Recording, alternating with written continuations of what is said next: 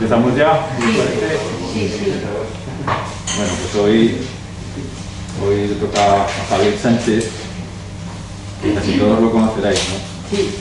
Es como Juan, otro historiador de aquí de Zaragoza, que también se ha centrado, ¿no?, en un sentido amplio en la historia escolar. Bueno, como ya sabéis, que estudió y se doctoró aquí en la Universidad de Zaragoza por historia contemporánea, y poco después realizó una tesis dirigida por Pasamar, Sí, lo pasamos. cuya, bueno, una parte de ella está aquí. Yo creo que es la versión extendida la que La versión extendida es más tostón, lo advierto. mucho más, vamos, Es el doble. se pierde mucho, pero bueno, que sepáis que existe, que está en varias bibliotecas, entre ellas esta aquí de Torrero, que lo podéis ver cuando está muy interesante. Bueno, pues su investigación, como decíamos, que a primera vista parece un análisis comparado de los libros de texto de historia entre España y Cuba, desde la Ley General Educativa del 70 hasta hoy, va sin embargo mucho más allá, pues no se limita solamente a los estudios escolares, y mucho menos les concede más importancia de la que tiene, sino que trata de entender los marcos más generales y las funciones de la escuela bajo las condiciones capitalistas, para así entender en toda su dimensión dichos manuales escolares, como aquello que son para Javi una pieza más en todo este gran engranaje del sistema. Como decimos, somos muchos, o por lo menos unos cuantos, los que a Javi debemos los primeros acercamientos a esta disciplina tan ignorada que es la historia de la historia escolar y su relación con otras ciencias que de manera crítica analizan los sistemas educativos. Pero bueno, al margen de todo ello, Javi Sánchez, que ahora se dedica a la educación en otro ámbito muy diferente, se define más como un activista político anticapitalista, más que como un académico. Y es en esa condición por la que colabora con estas jornadas, como ha hecho en otras muchas ocasiones. Sin más, os dejo con él.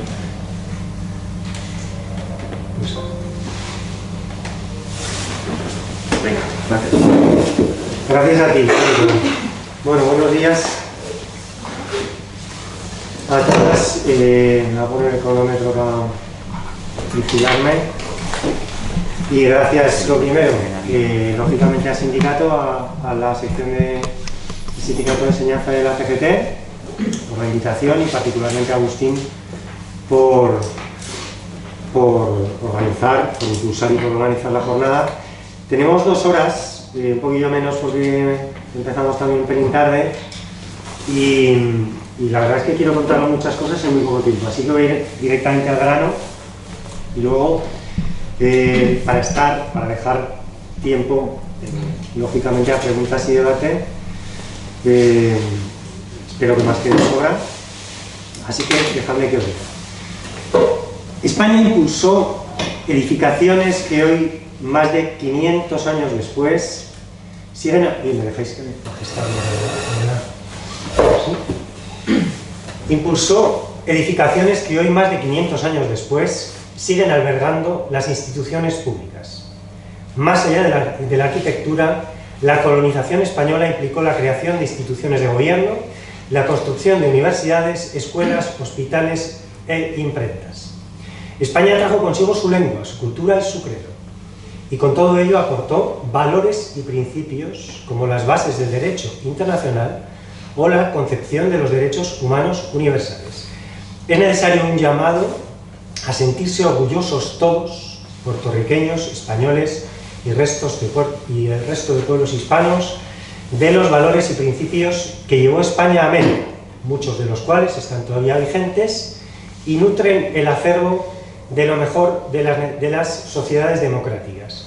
Como sabéis, estos son palabras recientes de nuestro querido monarca Felipe VI, y no solo las dice porque sea un reaccionario, lo es, no solo porque sea el último, esperemos, de esta estirpe francesa de reyezuelos. Esto lo dicen tanto que jefe de Estado, y porque sigue siendo, a día de hoy, 2022, la versión dominante de lo que se enseña en las aulas sobre la colonización y particularmente en los libros de texto. Y no solo por parte de lo que podemos considerar, o lo que se suele denominar derecha o extrema derecha ahora mismo, ¿no? También por esa mal llamada socialdemocracia y por todos sus tentáculos mediáticos y políticos. Entre esos tentáculos están los libros de texto, que como dice el título de la charla, es uno más de los medios de desinformación de masas. Y de hecho, no solo es que comparta muchas características, incluso también la propiedad, como sabéis, ahora mismo de grandes conglomerados empresariales y financieros. Por cierto, esto, bueno, lo quería contar luego, ya meto la apostilla. Por poner solo un ejemplo, seguro conocéis, Santillana no es una sección de Prisa. Todo Prisa nació de Santillana, es al revés, que era una pequeña editorial, hasta el momento en el que Polanco dio hablando rápido y mal, un pelotazo, gracias a que tenía una estrecha amistad con Jakob Schleiner, que como sabéis también era uno de los tecnócratas del Opus, que impulsó la reforma de 1970, la conocida como Ley General de Educación, y que le permitió situarse muy bien en la parrilla de salida de las editoriales, conocer, digamos, casi con antelación los nuevos planes y los nuevos currícula, y entonces esa editorial subió como la espuma, ¿no? Se multiplicó especialmente. Bueno, esto, en realidad me he adelantado alguna cosa porque os lo quería contar luego, pero bueno, para ilustrar este comienzo, digamos, expeditivo, me vais a decir, hombre, pero el libro de texto no dice lo mismo que Felipe VI. Bueno, vamos a ir viendo cómo se conforman las piezas de la escuela, en general, la enseñanza de la historia en particular, y acabaremos analizando ese otro medio de desinformación de masas. Yo quiero transmitiros, entre otras ideas, por ejemplo, estas 5. Una que en realidad los libros de texto son una pieza bastante irrelevante dentro de todo el engranaje escolar, dentro de toda la transmisión de conocimientos y de actitudes de la escuela. Tiene una importancia, no diría ínfima, pero casi, en realidad, ¿no? Que para entenderlos hay que entender, como también comentaba ayer Juan, cuál es el nacimiento y la función de la escuela capitalista y cuál es la función de la historia en general como legitimadora del presente, que era, es y en general como función dominante seguirá siendo. Eso por un lado. Por otro lado, que, como os digo también, son un medio más de desinformación de masas y que comparten con la SER, con la COPE o con El País la mayoría de sus rasgos a la hora de transmitir y de crear información, particularmente los manuales, digo, no la enseñanza, que eso es un poquito diferente. Que los manuales también han permanecido casi inalterados en cuanto a la función de legitimación del presente respecto a los manuales franquistas. Hay mucha gente que critica los manuales de Franco, que lo son, pero en cuanto a función no ha cambiado prácticamente nada respecto a esto que, como digo, es la legitimación del presente. Y también en relación con el tema un poco de las jornadas, respecto a la memoria de ese pasado traumático reciente, como estaba llamando ayer Juan, incluso aquellos que lo critican, que hacen una crítica un poquito más a fondo, un poquito más digna, una lectura de la guerra civil y el franquismo un poquito más digna, de la última guerra civil, son todos, sin excepción, legitimadores de la democracia burguesa y del capitalismo, por supuesto. Y que, bueno, como tal, yo voy a tratar de analizar en los libros no ya cómo enfocan un tema específico, ni siquiera el del franquismo, sino cuestiones que me parecen más de sustrato y de más calado, en los que hay que, creo, reparar para tener en cuenta todos estos elementos. Como obviamente estaba más o menos programado, la intervención de ayer de Juan era más general también sobre las funciones de la escuela, yo me voy a saltar muchas cosas os las voy a repasar muy rápido al respecto, por ejemplo, de esas funciones reales y no de las declaradas, ¿no? Con las cuales los manuales son muy congruentes, digo, con las funciones reales de la educación, porque claro, por un lado está la declaración piadosa, escuela sirve para generar, para crear ciudadanos y ciudadanas libres, críticos, conscientes y respetuosos con sus semejantes y el medio ambiente. Esto es la declaración piadosa. Y luego están las funciones declaradas. No porque la escuela se haya pervertido, sino porque la escuela desde el origen, desde sus orígenes modernos, es eso. Al revés, serán los errores de la escuela que iremos viendo, lo que sean las resistencias de otra manera de pensar. Pero esos son más bien errores del sistema educativo, no sus funciones con las cuales fue concebido y que todavía son las dominantes. Por eso decía que es conveniente también cambiar un poco la óptica de que cuando decimos es que la escuela o la educación es un fracaso porque mira, no funciona en esto, no funciona en aquello, no, es un éxito de lo que busca. Evidentemente, por poner un ejemplo muy tonto, cuando los Estados Unidos invaden un país tras otro, o saquean o bombardean, no dicen que van a saquear sus recursos naturales o cambiar su sistema de gobierno, dicen que van a extender la democracia. Pues exactamente lo mismo, ¿no? La escuela dice una cosa de sí misma, pero sus funciones reales son. Vale.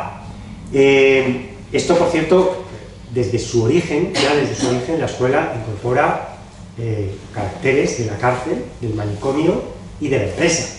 Esto que comentábamos ayer, luego haré una pequeña referencia también, de la mercantilización, de la privatización de la educación, lo que vemos últimamente en estos, pongamos, últimos 30 años, es una vuelta de tuerca, pero tampoco es nuevo.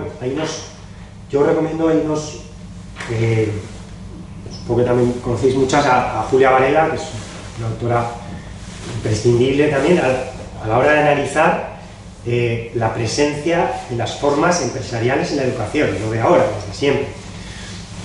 Taylorismo, neotaylorismo, después como vira un poco también incluso hacia formas más toyotistas, la entrada del paradigma de los recursos humanos y cómo también cambia y modela con todo ese lenguaje, la psicologización de los problemas sociales y cómo eso también individualizando los problemas, individualizando el fracaso del abandono escolar, en lugar de analizarlo como problemas sociales y educativos.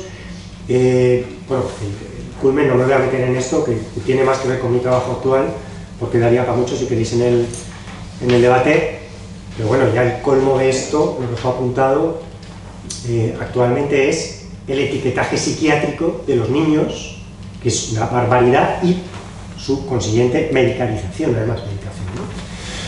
Pero bueno, como digo, no me meto en esto. Lo que está claro es que la escuela es un mecanismo más de reproducción sistémica, que eso en realidad no tiene por qué ser malo en sí mismo. De hecho, ni siquiera es evitable, Todas las sociedades se reproducen a sí mismas y sus sistemas tienden a reproducir esa sociedad. El problema es el tipo de sociedad que reproduce. Claro, en la escuela capitalista reproduce un sistema genocida, ecocida, etnocida, que además de criminal supone un suicidio colectivo para la humanidad, al que nos lleva derechas. Bueno, ese es el problema, no el hecho de que sea un mecanismo de reproducción.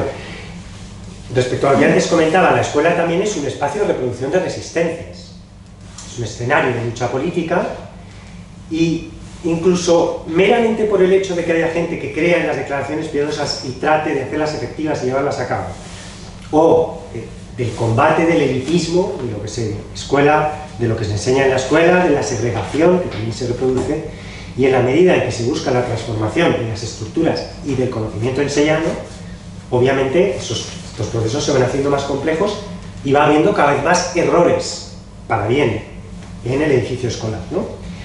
Y por eso también cobra sentido, si no tendría sentido, que desde las izquierdas transformadoras reclamásemos la escolarización universal, obligatoria, como un medio, como un espacio también para generar conciencia y transformación social. Si no, tendríamos que decir, bueno, de hecho también hay unos grafitis por ahí provocadores, ¿no? Aquí yacen las mentes de millones de niños, o presos, amnistía total, presos y niños en la calle, en fin, hay ideas por ahí transformadoras, o sea, provocadoras, ¿no? Pero claro, reclamamos una educación diferente, y por eso también reclamamos la pública, etc. Ahora, debemos ser conscientes en todo momento que si no se produce esa lucha también por la transformación de lo enseñado y de lo que se hace en la escuela, esa extensión educativa puede formar más parte del problema que de la solución. Así que, digamos que todo va aparejado. Bueno, por eso yo ahí os propongo más que lo que se venían llamando en sociología de la educación, teorías de la resistencia, o sea, teorías de la reproducción, que a veces son más inmovilistas, parece más desmovilizan, casi más llaman al quietismo que a otra cosa, lo que se han venido llamando en teorías de la resistencia, ¿no? Entonces que también conoceréis seguro, como Michael Apple, como Nico Hill, maravilloso Nico Hill, o como el propio Freire, ¿no? Se podrían incluir en esa teoría. Pero bueno, no me alargo más. Lo que sí quería resaltar es que, como antes decía, los textos escolares son particularmente fieles a esas funciones dominantes de la historia, como legitimación del presente, y de la escuela como aparato reproductor del sistema y de todo el mito meritocrático de la democracia burguesa y del capitalismo. Insisto, hay mucho más errores en otros ámbitos, el profesorado en otro, que en los libros por su propia dinámica y por su propia naturaleza, ¿no? Como antes decía Agustín, yo más o menos lo que os estoy contando es un poco lo que investigué en la tesis doctoral, que en realidad en origen, os voy a aburrir con esto, en origen era un análisis de cómo se incorporan las teorías historiográficas, las nuevas tendencias historiográficas al libro de texto. En lugar de escribirme 400 folios, podría haber escrito 2, no se incorporan. Los libros son positivistas y transmiten una versión de la historia como lo que pasó, no deshacen ese equívoco tan interesado entre historia como pasado un proceso, historia como disciplina que estudia el pasado un proceso, no deshacen ese equívoco. Entonces, bueno, todos esos caracteres que comentaba ayer Juan, de algo como inmutable, que no hay que entender, que solo hay que memorizar, que es simplemente lo que pasó, que es aséptico, que es neutral, y que hay que aprender y memorizar, pues esa visión de la historia lo que traen a colación. Y también lo que constataba con la tesis es que las teorías historiográficas son absolutamente irrelevantes de cara dentro de todo el aparataje escolar, incluso que los libros de texto, como digo, tienen muy poca importancia. Me adelanto a otra cosa, fijaos, están circulando por ahí, para que le echéis un vistacito, los manuales que hizo el grupo al que pertenece Juan y su laboratoria, que son unos textos que se hicieron en el marco de la instauración de la LOCSE a principios de los 90, editó ACAL, lógicamente, y son absolutamente diferentes, lo más distinto que se ha hecho en este país en un manual escolar. Bueno, la persona que me los proporcionó a la hora de hacer la tesis, yo recopilé como 72 manuales, 90 en total, pero porque otros tantos eran de Cuba y de otros países, pero del Estado español los 72 manuales. Como 20.000 páginas me tragué de aquella bazocia. Aún tengo el hígado dañado. Esos textos, la persona que los estudió ni siquiera los recordaba. Ni siquiera recordaba haber estudiado con unos libros tan distintos. Y ojo, es una persona que se apasionó por la historia, que estudió la carrera, que estudió, hizo el DEA de hace 20 años, lo que era digamos el equivalente al máster de hoy, y que hoy es profesor de secundaria de historia y además un tipo estupendo y bien consciente. Recordaba que tenía un docente muy apasionado, muy diferente, que les hizo interesarse por la historia, pero no recordaba ni siquiera los libros. Y son lo más distinto, o sea, en realidad, cuando tenemos 15, 16, 17 tacos, no le hacemos ni maldito caso a esto, echamos una vida rápida, 3 días antes, lo omitamos en el examen, y claro, ni siquiera, entonces, hacer el ejercicio de leer los manuales escolares con los que estudiamos como personas adultas es bien interesante. No recomiendo que hagáis lo que hice yo de comerse semejante cantidad de basura, pero sí echarle un vistazo, digamos, eso, con los ojos de adulta para ver aquello en lo que no reparábamos, ¿no? Pero bueno. Vale, no me alargo más sobre la necesidad de entender los marcos comprensivos más amplios, la función de la historia y de la escuela bajo condiciones capitalistas, para ir bajando, digamos, escalones de concreción hasta llegar a esta última pieza. El trabajo además, en su día, esto si queréis no me voy a meter en eso, pero si no me alargaría más. En su origen tiene una comparación con cómo se enseña la historia en Cuba, cómo son sus libros de texto, que más que interés en sí, que también, porque en realidad aquí no se conocen, no hay más que uno, el proyecto Manes, de libros, o sea, de análisis sobre los manuales cubanos, y el hecho de conocerlos, que es bien interesante, tenía una finalidad casi diría autorreflexiva, porque una comparación con algo tan distinto te hace entender mejor cómo son tus propios textos. O sea, al final, si comparamos, qué sé yo, la COPE con la SER, el País con el Mundo, el manual de Anaya con el DSM, desde según qué foco muy pequeño nos puede parecer que son algo diferentes, pero lo que tienen de común es infinitamente más que lo que tienen de diferencia. Y solamente cuando ves un texto muy distinto te das cuenta de hasta qué punto el círculo era tan reducido en términos de análisis. Pero bueno, yo aquí, a ver, algunas cosas en el plano económico a destacar de la escuela, no me quiero alargar porque ahí sí que lo tocó Juan, ¿no? Como mecanismo falsamente meritocrático que tiene esa función de enmascarar la dictadura en realidad del capital, que son las democracias burguesas que sufrimos, y además reproducir la fuerza de trabajo, pero asignando los papeles según una falsa meritocracia, y además, por supuesto, individualizando los méritos,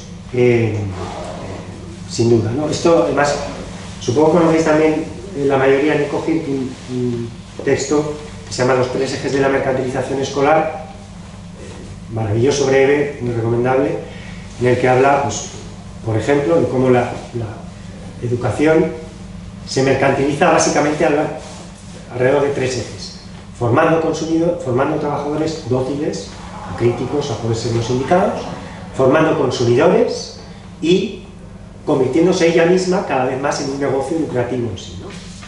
Tanto aquí como colonizando estas mismas empresas de libro de texto o de prestación de servicios, incluso, por supuesto, otras latitudes del mundo. Hola, no voy a repetir un poco lo que leí ayer de esto de los sistemas de educación y formación. Esto lo dicen los expertos de la Comisión Europea, negro sobre blanco, contribuirán a la competitividad europea siempre que se adopten las características de la empresa del año 2000 y otras muchas lindezas que os leí ayer al final, y si queréis luego las repetimos. O de cómo con Bolonia se dio una vuelta de tuerca más a estos mecanismos de mercantilización. Como ayer os decía, os invito a que consultéis los textos de los neoliberales donde lo dicen ellos mismos, y así no es una cuestión de que 4 rojos o rojinegros seamos muy conspiranoicos e interpretemos no sé qué funciones ocultas. Bueno, pasando a una aclaración un poquito más allá, ya pasando al examen mismo de los libros de texto. Yo estudié los libros de texto desde la Ley General de Educación del 70 hasta la actualidad, entre comillas, en el 2011, la crisis es de hace años ya. Ahora me dedico a educación sobre drogas, ya me conocéis algunos, y hace bastantes años que no tocaba el tema, pero confieso que me repelen profundamente los muchísimos estudios que hay sobre los libros de texto del franquismo. Entre otras cosas, porque se convierten en una pseudocrítica de los libros de la dictadura y de cómo manipulaban la historia y de qué nos contaban y no sé qué, que en realidad se convierte en una legitimación de transición y democracia actual por su sitio. Los casos más esperpénticos, probablemente el caso más esperpéntico es el de José Antonio Álvarez Osés, que tiene trabajos La República en los manuales de texto franquistas, la guerra civil en los libros de texto franquistas, la guerra que aprendieron los españoles, y que después, ya desde los 80, lideró unos equipos de redacción de manuales para Santillana que son absolutamente abrasivos en defensa de todos los tópicos habidos y por haber, todos los mitos, como digo, de la democracia burguesa, en versión general y en versión cañí, o sea, en versión española de transición, motor, rey como motor de la transición, todo esto que ahora haré referencia. Bueno, yendo directamente a lo que es libro de texto, ahí sí que os recomiendo, sobre todo a Michael Apple, hay algunos artículos así, cortitos, que para acercarse están muy bien, que obviamente son resultado, como dice, de compromisos políticos, de conflictos económicos y culturales, que se publican en función de las limitaciones políticas y económicas de los mercados, de los recursos y del poder. O sea, que neutrales tienen lo mismo, que ya digo, pues que la COPE o que la SER, y que además, bajo una definición muy particular de bien común, o de un ambiguo nosotros, también de un ambiguo hombre equivalente a ser humano, que a veces lo es y a veces no, lo que llamaban Paro Moreno la opacidad androcéntrica del discurso, dice que se oculta una guerra civil intelectual intermitentemente violenta, prolongada, ferviente, en el que el libro de texto es el campo de batalla. Uno de ellos, en realidad, ¿no? Pero bueno, este control editorial es casi omnipresente y esta diferencia es de matiz. Viene a ser también un poco así muchos ejemplos de los medios, porque como digo es uno más, como estas diferencias entre Antena 3 y La Sexta, ¿no? Es como dumping empresarial. Somos la misma empresa, pero tenemos el canal para los más fachillas y el canal para los progres, ¿no? A que se crean fiestas de izquierdas. Entonces, las diferencias son en realidad de matiz, o en realidad de cuota de mercado, o sea, de cubrir cuota de mercado, y esto también lo hacen los libros de texto. O sea, hay libros de texto, por ejemplo, de SM, que son muy proclives al PSOE, o viceversa. O sea, al final son cuotas de mercado, dependen de la autoría, hay mil factores que ahora, si soy lo suficientemente hábil, trataremos de ir desarrollando. Otra constatación que quería haceros sobre los libros así general, antes de entrar en los temas, ¿no? Es que pese a, o sea, aunque les pese a muchos historiadores fashion, yo la verdad es que ahí disiento bastante con Juan en las valoraciones de Julián Fukuyama, Julián Casanova, que suelen despreciar además un poco la enseñanza de la historia en las aulas y así. En ese sentido no es tanto su caso, pero el historiador más leído en España, con infinita diferencia sobre el siguiente de las últimas décadas, pero con muchísima diferencia, es un casi desconocido Antonio Fernández, que es básicamente el tipo que estuvo 30 años largos redactando en solitario, o siendo casi el coordinador, el líder de equipos de redacción para Vicens Vives, que como sabéis es la editorial con diferencia que más cuota de mercado tiene en la asignatura de Historia y Ciencias Sociales. En las demás no, obviamente no. Realmente arranca un poco fundada por Vicens Vives y tiene esa orientación, ¿no? Yo además lo pude entrevistar personalmente. Como venía a hacer entrevistas a los autores de textos en Cuba y a metodólogos allí, dije, si le llamo y le escribo y le consigo ahí, y me recibió en su casa y todo, Antonio Fernández, tipo así muy tecnócrata, muy del PSOE, muy lector del país. Ya os contaré luego, o si queréis luego hablamos de algunos de sus libros y de su orientación, pero es él, obviamente con el poco caso que antes decía, ¿no? De cuando tenemos 15, 16, 17 años, que le hacemos a un libro de texto. Pero es el historiador más leído de España con muchísima diferencia, 30 años, generación tras generación, leyéndose sus libros. Bueno, más cosas y por ir, a ver, bueno, más o menos. Esto ya no sé cuánto, bueno, por mencionar otro tema un poco quizá antes general, y que también comentó Juan ayer, sobre esos cambios durante el periodo de Esperanza Aguirre como ministra de Cultura y de Educación, ese cacareo mediático que hubo con la Real Academia de Historia también, que se estaba perdiendo la historia de España, que si los nacionalismos periféricos, que si es la idea de España, que si no sé qué, y estamos otra vez prácticamente lo mismo. En realidad, como imagino que sois perfectamente bien conscientes, el nacionalismo más potente de los libros que había en el 2000 y sigue habiendo, es el nacionalismo español, que por, digamos, general se invisibiliza, pero sigue siendo el más potente. Yo ahora si acaso os leo algún ejemplito. Esto de cuánto manipulan, que es a lo máximo que llegan algunos en sus análisis críticos, supuestamente, cuánto manipulan los nacionalistas vascos y los nacionalistas catalanes y no sé qué. Bueno, perdona, el nacionalismo más potente es el nacionalismo español en su falseamiento, en su sesgo de la historia en general, ¿no? Y en los manuales escolares también. Y por eso esa asignatura de historia que de contemporánea de España pasaba de Atapuerca al euro, en la que Viriato pasaba a ser, o sea, el homo antecesor pasaba a ser una especie de nuevo Viriato, pues no solo retrotraía las esencias nacionales y patrias a la prehistoria, sino que además, y ese es otro éxito y no fracaso, ampliaba tanto, como comentaba ya Juan, el temario, que necesariamente se podía profundizar menos, no hacía más profundizar, más superficial, y nunca se llegaba al siglo XX con el mínimo tiempo, ¿no? Ni mucho menos a la última guerra civil, Guerra Nacional Revolucionaria de España, se llama en los libros de texto cubanos y en la historiografía soviética, por cierto. La última guerra civil española, porque se dice la guerra civil como si no hubiera habido más, y la dictadura de la transición, ¿no? A eso casi nunca se llega.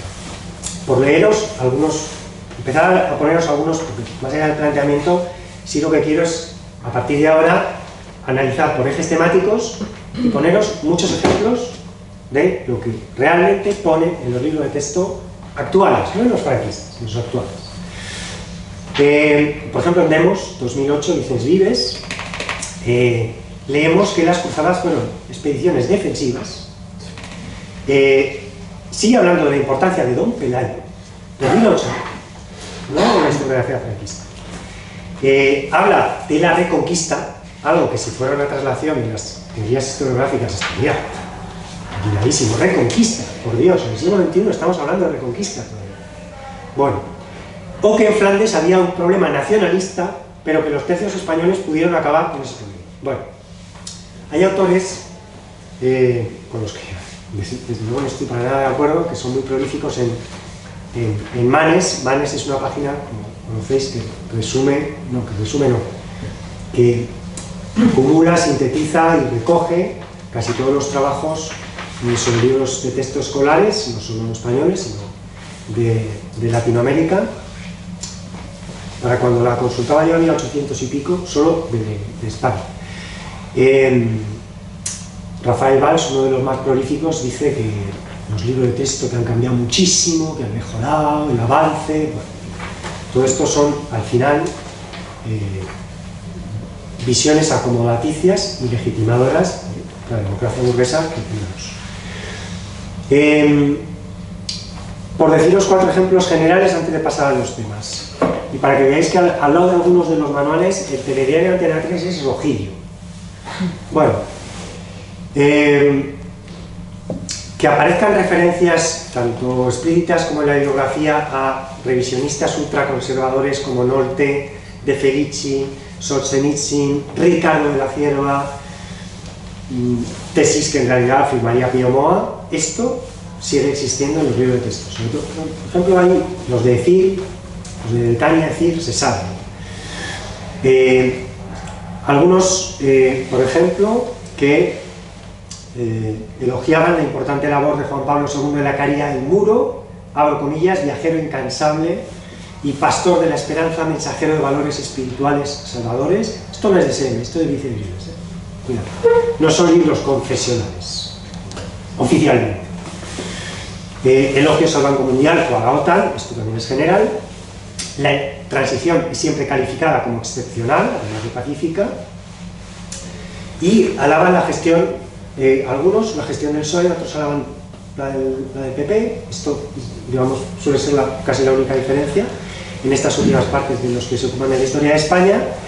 Respecto a la guerra civil, algunas perlas, estas son de decir, por ejemplo, la dictadura de Primo de Rivera vino para resolver importantes problemas del país que a la altura de 1925 estaban resueltos y por tanto el único error fue quedarse demasiados años como dictador. Las ideas totalitarias en Europa en Italia, Alemania y la URSS harán inviable la República. Tercer punto. Hay un epígrafe que se titula La represión en los dos bandos. Obviamente esa permanente equidistancia. Cuarto punto, bueno, la visión sobre Casas Viejas, Largo Caballero, la CNT, la FAI, el octubre del 34, esto lo firma Pío Moro sin ningún problema. Digo, libros de textos escolares supuestamente asignados. Si llegamos a esos últimos capítulos que casi nunca se tocan, ya no hay represión, no hay cárceles, ya no hay imágenes de manifestaciones reprimidas a porrazos, hay mágicos eventos del 92, el gris que se utiliza en las fotos, infografía, la imaginería de la época franquista se vuelve todo color, la Expo de Sevilla, las Olimpiadas de Barcelona, España es la de Indurain, la de Almodóvar, la de Guggenheim. Entonces hay que felicitarse porque ya hemos llegado a la estación término, como decía Fukuyama y como siguen defendiendo la mayor parte de los historiadores académicos también, no solo de los manuales. Y el único problema es el terrorismo, que se maneja en los libros de texto exactamente igual que en los medios, en el resto de los medios de difusión. Bueno, podría decir alguna postilla sobre el lenguaje visual, la importancia de las fotos, todo esto, pues también para un análisis, un comentario más largo. Por cierto, ahí hay alguno que se desmarca, algunos, de fotos de Franco con Hitler. Eso es a todo lo más que llegan algunos. No hemos visto fotos de los dirigentes actuales con los presidentes genocidas o con los propios genocidios que nuestro querido gobierno español ha impulsado y sigue impulsando. Bueno, llegamos a Maastricht, que es un, abro comillas, pacto necesario para armonizar las políticas económicas. Europa, el mejor de los mundos, el fin de la historia. Panorama 2001 también es un libro de Vicens Vives, liderado un equipo, redactado por un equipo liderado por Aróstegui, que también parece redactado en la calle Ferraz. España vuelve a ser un país con sistema político constitucional, liberal, democrático, como corresponde a una sociedad avanzada. Amén y a callar. Punto final. Estación término de la evolución humana de la democracia burguesa. Esto lo dicen los manuales mucho antes que Fukuyama, cuidado. En realidad, porque mucho antes que Fukuyama ya decía Hegel. A su manera, como decía el profe de filosofía de la facultad, antes de que perdiera también un poco el norte o el sur, un burgués es un hegeliano que no ha leído a Hegel. Pero bueno, ahí lo dejo. Vamos ahora a los ejes temáticos. Y voy a empezar por el androcentrismo en las aulas, o mejor dicho, el androcentrismo en el libro de texto. En las aulas sería más amplio.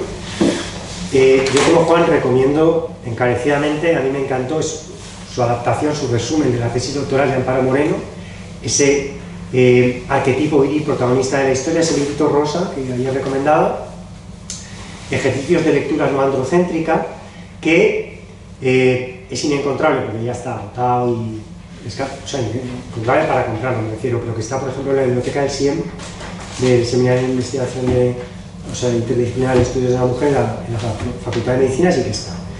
Yo lo tenía, lo presté y no sé si te lo presté a ti, cabrón. Si no me volvió, o sea que, bueno. Pero bueno, interesantísimo, muy breve, en el que Amparo Moreno, aparte de una pequeña introducción teórica, ¿no? En lugar de analizar muchísimos manuales, lo que hacía es tomar el más representativo, que es, algunos lo manejaríais en vuestra época, fue mi caso, como estudiante, el Occidente, Historia de las Civilizaciones y del Arte, de Vicens Vives, que duró inalterado desde 1975 hasta 1994, es la última edición que yo tengo. Mínimo 20 años, con algún cambio de matiz, o sea, una actualización en los gráficos, a un capitulito arriba abajo, pero inalterado, copia y pega. Bueno, ese libro, como decía de Antonio Fernández, el más leído, de la editorial más vendida, es el que Amparo Moreno utiliza para desgranar página por página. Obviamente el androcentrismo es más que una cuestión de número, evidentemente que sí. Pero lo primero que hacía Amparo era contar. Y dijo, bueno, de 806 nombres propios que aparecen en el libro, 5 son de mujeres. 5 de 806. Y además, ¿de qué mujeres? Pues obviamente las que encajan un poquito con el arquetipo viril.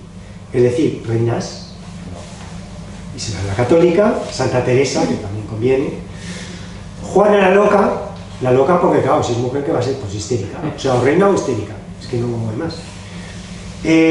Isabel II. En algunos de historia contemporánea del segundo bachillerato, más recientes, aparece Gianna Loxe, María Cristina, Federica Morseni, Dolores Ibarruri, algún caso excepcional a Victoria Kent, pero vamos, así al final, de mención, fotografías casi ninguna, alguna fotografía en uno de Contemporáneo Universal había Rosa Luxemburgo, pero así, una foto sin explicaciones, sus ideas, ni nada por el estilo, pero ahí va, ¿no?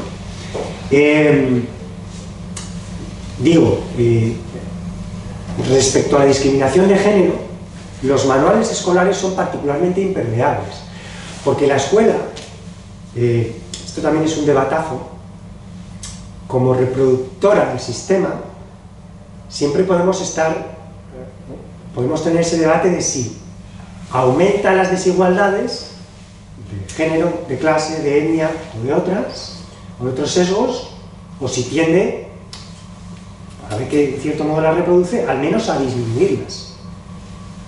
Lo que es evidente es que, para mí por lo menos, es que tiende a disminuirlas, casi todas, y sobre todo, en términos de discriminación de género, se ha avanzado, lo que queda y lo que te rondaré, Morena.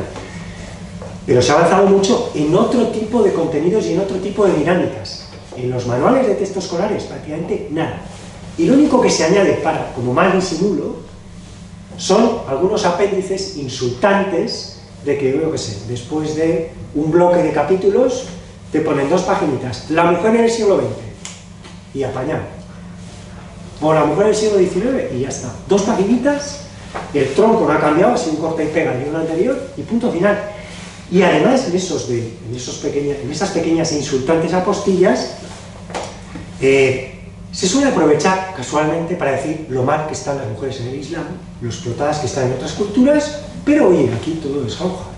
O sea, aquí no hay ningún análisis crítico que hacer. Así que son, de nuevo, legitimadores de eso. Por ir rápido, si vamos al eje endocéntrico, en esto se sale. O sea, las palabras iniciales de Felipe VI con las que han abierto la charla no difieren, pero ni una coma en lo que siguen defendiendo los libros de texto escolares. Os leo. Occidente, Vicens Vives, vuelvo a él por ser, como os decía, el más representativo.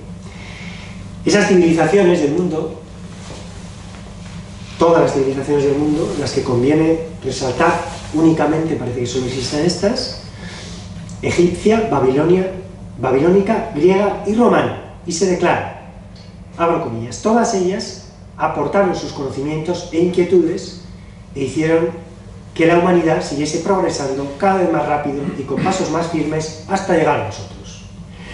O sea, si buscáis en el diccionario lo que ayer comentaba Juan, de cuál es la definición de teleología, esto, tal cual. Pero vamos más allá. La civilización europea se ha hecho universal. Estoy leyendo entrecomillado.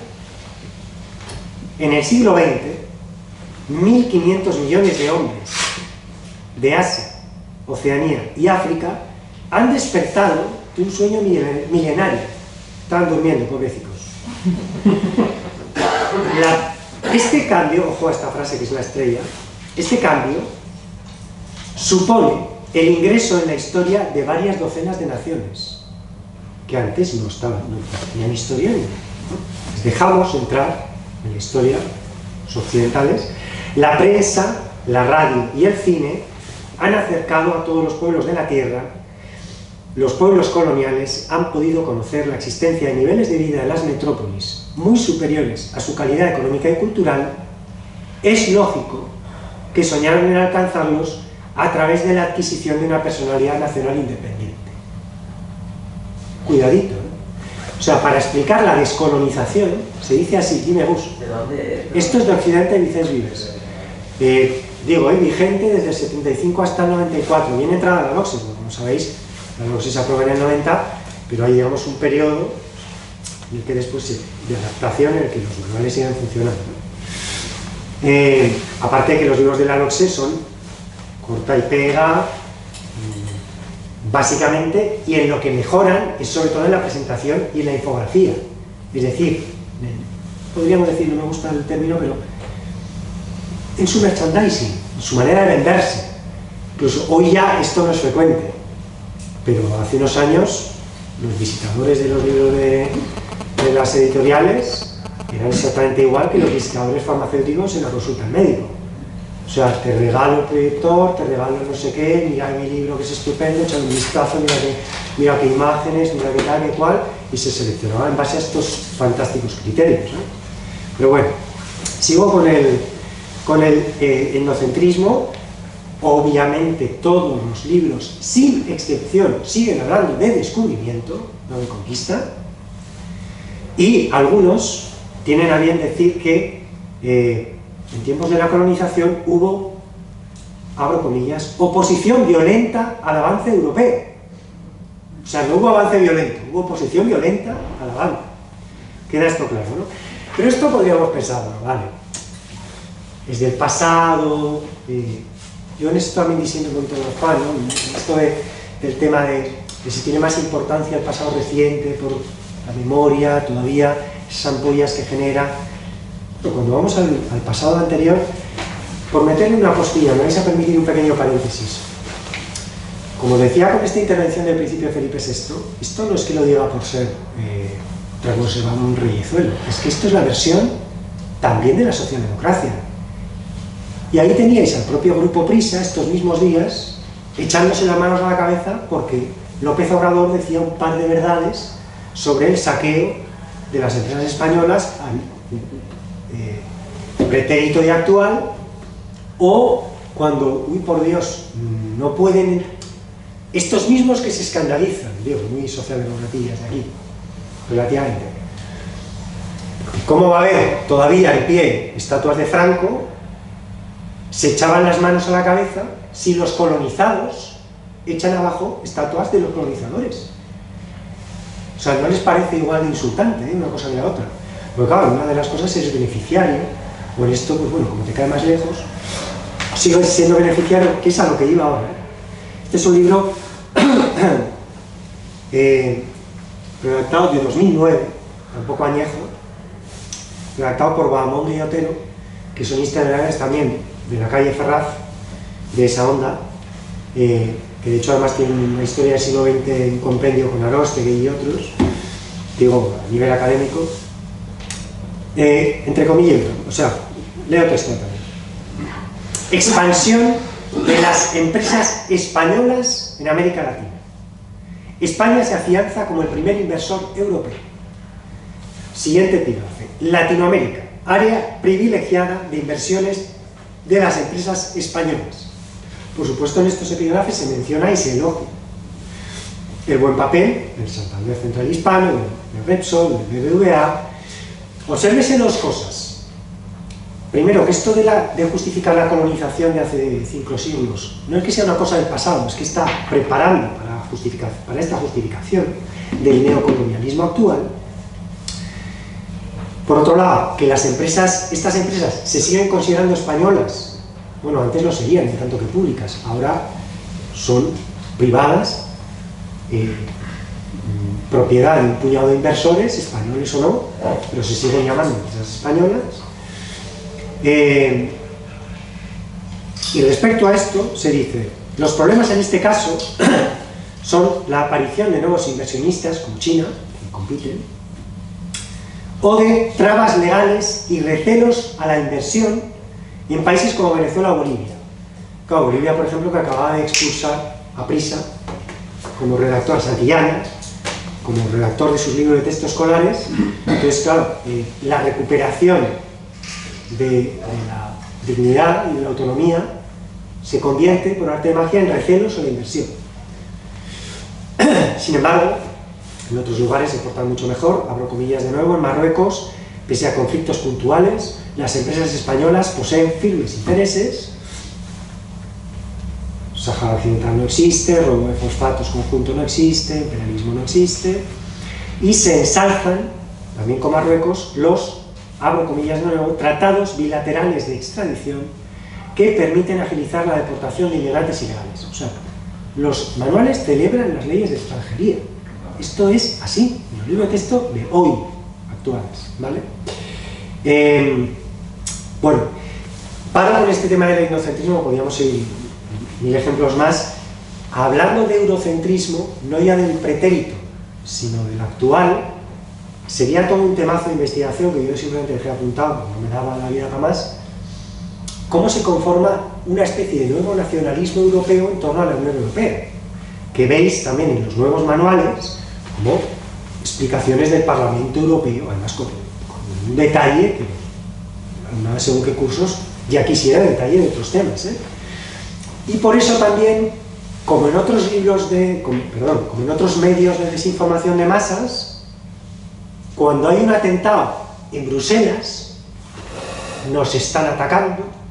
Uy, Dios mío, el terrorismo internacional. Si hay un atentado en Marruecos,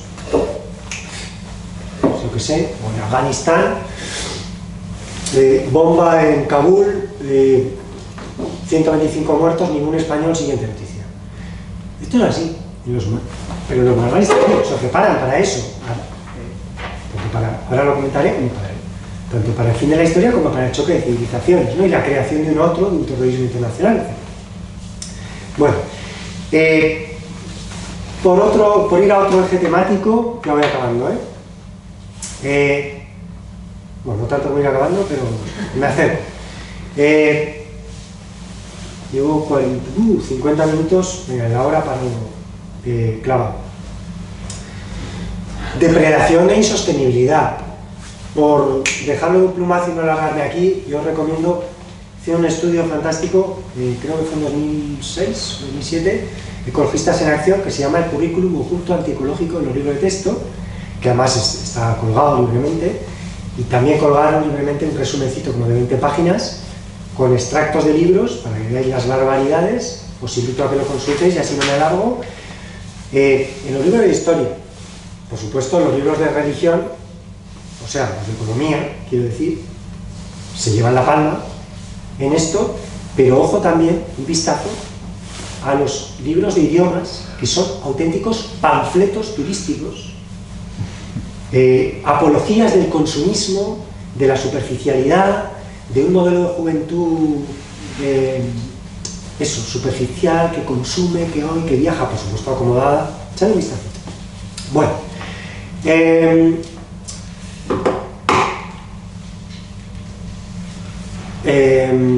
sí, por comentarlo, leeros un extracto. Durante la Guerra del Golfo, esto en los elogios de la tecnología y del progreso y todo esto, ¿no?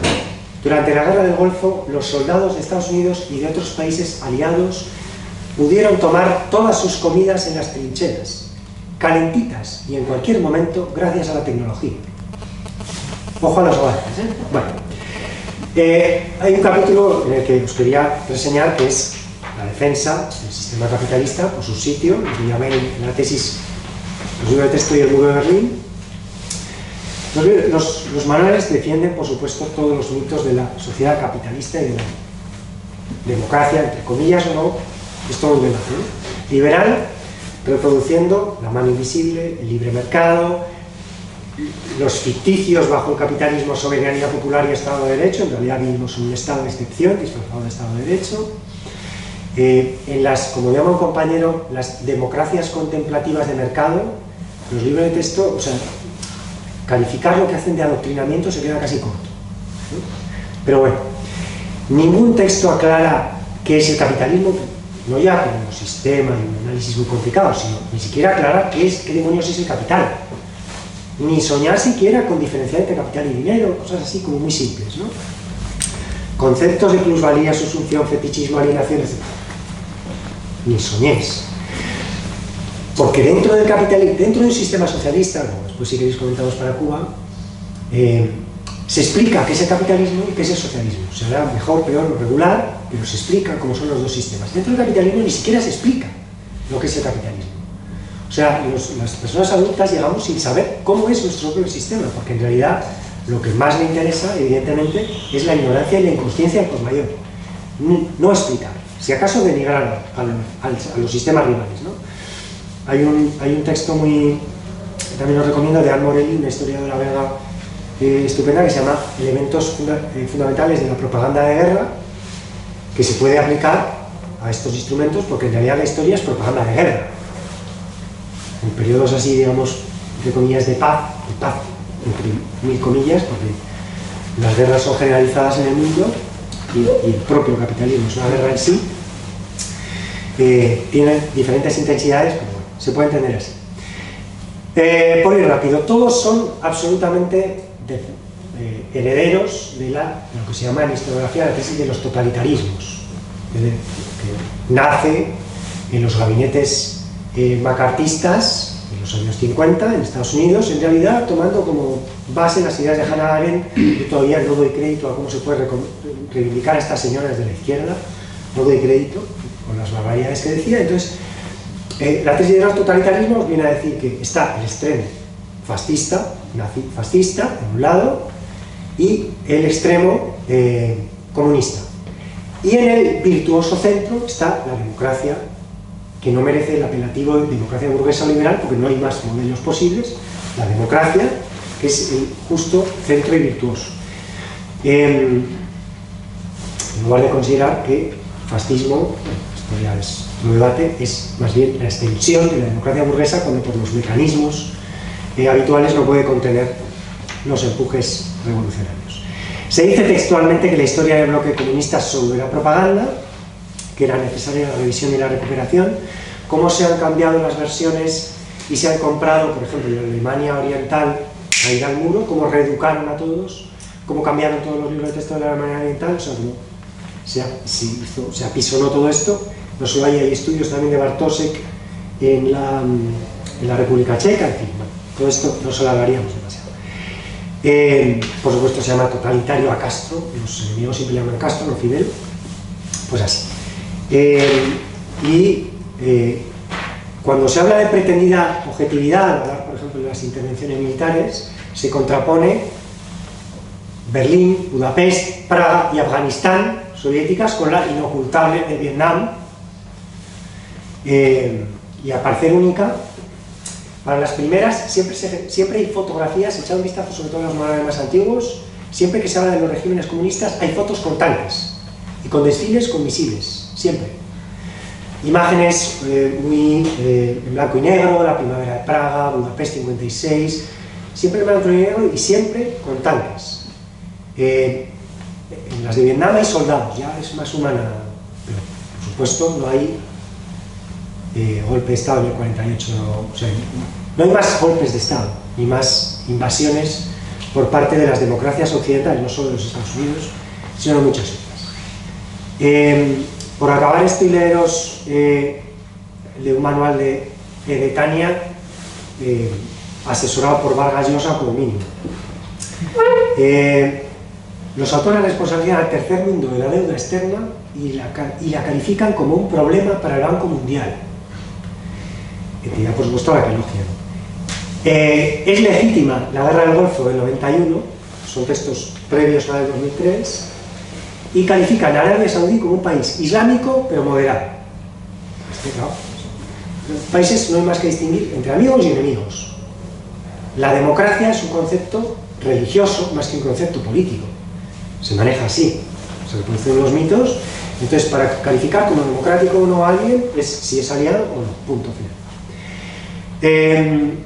Alaban el papel de la OTAN, que dicen fue capaz de conseguir lo que la ONU no había conseguido, la pacificación de Bosnia, es fantástico como pacifica la OTAN en general.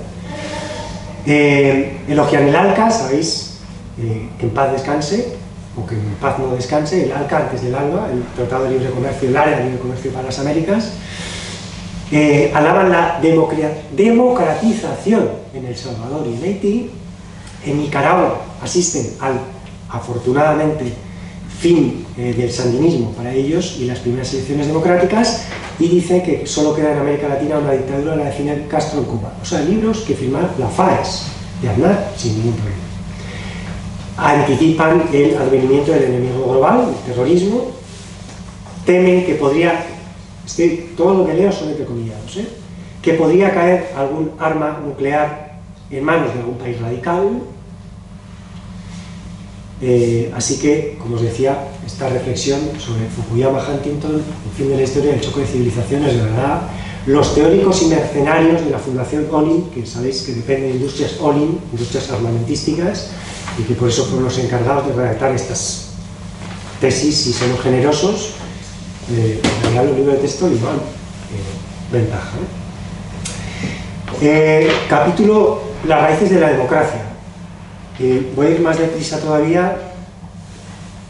Las raíces de la democracia, como digo, se considera como un concepto poco menos que religioso, indiscutible, y en el que hay tres estaciones. La democracia griega, que se ensalza, porque esto libera esclavos, que eran pelotas, son como problemillas, ¿no? Las revoluciones burguesas, o sea, el momento fundacional de lo que además consideramos en esta periodización inicio de la edad contemporánea. Por cierto que la periodización marxista en la edad contemporánea empieza en 1917, o sea, las periodizaciones son construcciones que son evidentemente construcciones y nada inmutable. Y en la tercera estación es la democracia actual, en el caso español, ensalzar la transición y el sistema político actual. En este caso se presenta siempre el mismo esquema de exaltados y moderados. Por ejemplo, para jacobinos y girondinos, ¿no? En la Revolución Francesa. Además de que todos hemos leído en los libros de texto escolares, todos hemos oído hablar del terror jacobino, con esa palabra concreta, pero cuando se produce la reacción girondina, se habla de represión. ¿Cuándo se menciona? No siempre. La importancia de las palabras. En un manual de Bruño, por ejemplo, se habla explícitamente de que con la revolución girondina la revolución volvió a su justo medio. Volvemos a este esquema. Este esquema sigue siendo ahora en las campañas electorales, se sigue manejando igual. Los radicales, los extremistas, nosotros somos los moderados, el centro. Esta fase moderada y exaltada se repite también para la Revolución Soviética, por supuesto. Bolcheviques y mencheviques, y además, en cuanto triunfa la Revolución Soviética, ya no hay gobierno, ya hay régimen. Porque en los países enemigos no tienen gobiernos, tienen regímenes, ¿no? Entonces, esto en los libros de texto igual. De nuevo Occidente. Epígrafe. Las ideologías en el siglo XX. Se definen el fascismo, el nazismo, el comunismo y la democracia occidental. No hay otros sistemas posibles, que lo sepáis, no existe nada más. Se dice que el fascismo tiene como características el imperialismo, la desigualdad y el racismo. Para esto las democracias no, por supuesto. Veamos lo que se dice sobre el comunismo. Epígrafe 4.1. O sea, 4.1. El modelo soviético. Después de esto, se diría, bueno, 4.2 es el modelo chino, el modelo cubano, el modelo vietnamita. No, no. 4.2. La crisis del modelo soviético. 4.3. ¿En qué consiste la perestroika? O sea, solo un modelo se denigra y se explica por qué se cae indefectiblemente. Texto de Anaya 2000.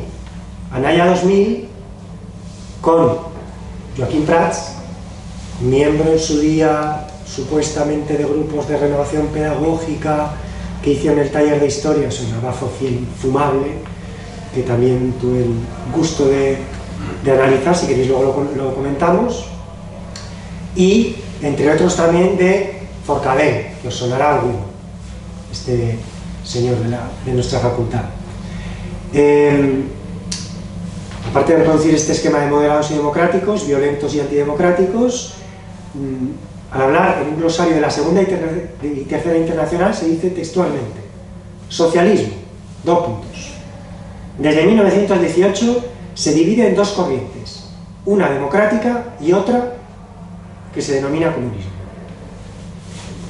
¿Sí? La manera de ensalzar a tus antepasados políticos por parte de la socialdemocracia actual. Pero vamos, y con esto acabo este capitulillo casi, antes os leía el 4.1, al 5.1. La democracia es el control por el pueblo del ejercicio del poder y de las instituciones. Por cierto, en los textos siempre indefectiblemente se remite al significado etimológico de democracia, el gobierno del pueblo, ¿no? Esto no se hace lo mismo con economía. Gestión de las normas de la casa y por extensión de la sociedad. Economía es directamente crematística, se convierte en el arte del enriquecimiento y se convierte en lo que los manuales de religión, de economía, dicen del capitalismo. Pero bueno, a lo que iba. 5.1. Calificando la democracia. ¿Cómo puede controlar el pueblo a los gobernantes? Hasta hoy nos ha llegado un mejor sistema con las elecciones, voto secreto universal y propaganda libre. 5.2. La democracia es un régimen de libertades. Fin de lectura. Aquí se cita a Churchill incluso. No se habla de Churchill y sus reuniones tan amables con Hitler. No, pero bueno, se cita a Churchill para hacer una defensa de la democracia. En esa tercera estación que os decía, en la historia contemporánea de España, se habla de... o sea, después de esas algunas críticas tímidas al franquismo, se habla de la transición, el rey es el motor de la transición, indefectiblemente en todos los manuales, y, como digo, la única quizá diferencia suele ser si son más proclives a la versión del PP o la del PSOE. Pero se define esa democracia como un concepto religioso que os decía, como decía Thompson, en todos los países otanopolitanos, en otanópolis, ¿no? Pero bueno. Por ir... Vamos, me voy a saltar otras cosas porque si no me da más. Último capítulo. Construcción del otro. Nosotros, destruibles, chivo expiatorio, genera así la otredad. Y los silencios, de lo que no hablan los libros de texto. Os leo la introducción de este que os comentaba de Ecologistas en Acción. También es significativo aquello de lo que no hablan los libros de texto. No hablan de las multinacionales, no hablan del reparto del poder, de las culturas arrasadas, de las mujeres, de los sindicatos, de los movimientos alternativos, sí de las ONGs de ayuda, de eso sí, de las aficiones de bajo impacto ecológico, de los bancos, de la comida basura, de la otra cara de la Unión Europea, de las patentes de semillas y los transgénicos, de los placeres del sexo, de las soluciones colectivas, del lavado de imagen verde de las empresas, de los dueños y de los daños de la televisión, del final de los combustibles fósiles, de las cargas de la policía y de las propias mentiras de los libros de texto. Efectivamente, de todo esto no hablo.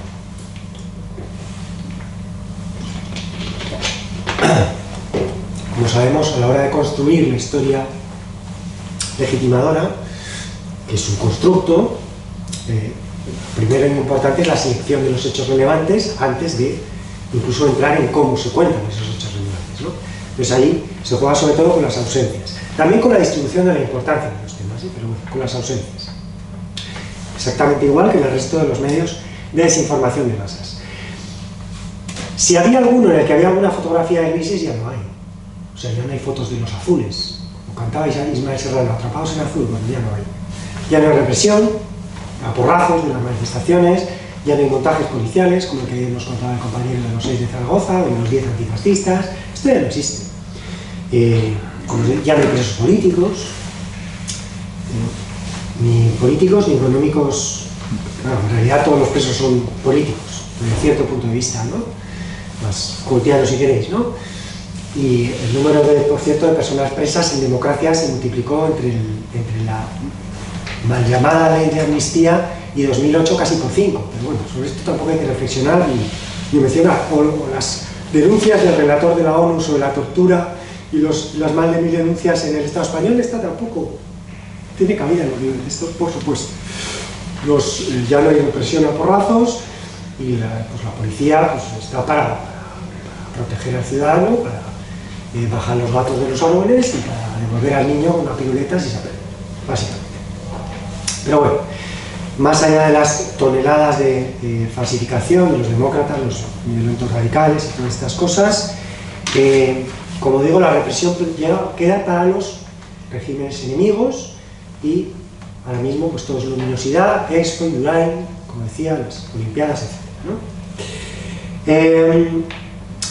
Otra cosa que tampoco existe, no existe la Inquisición en los libros de texto.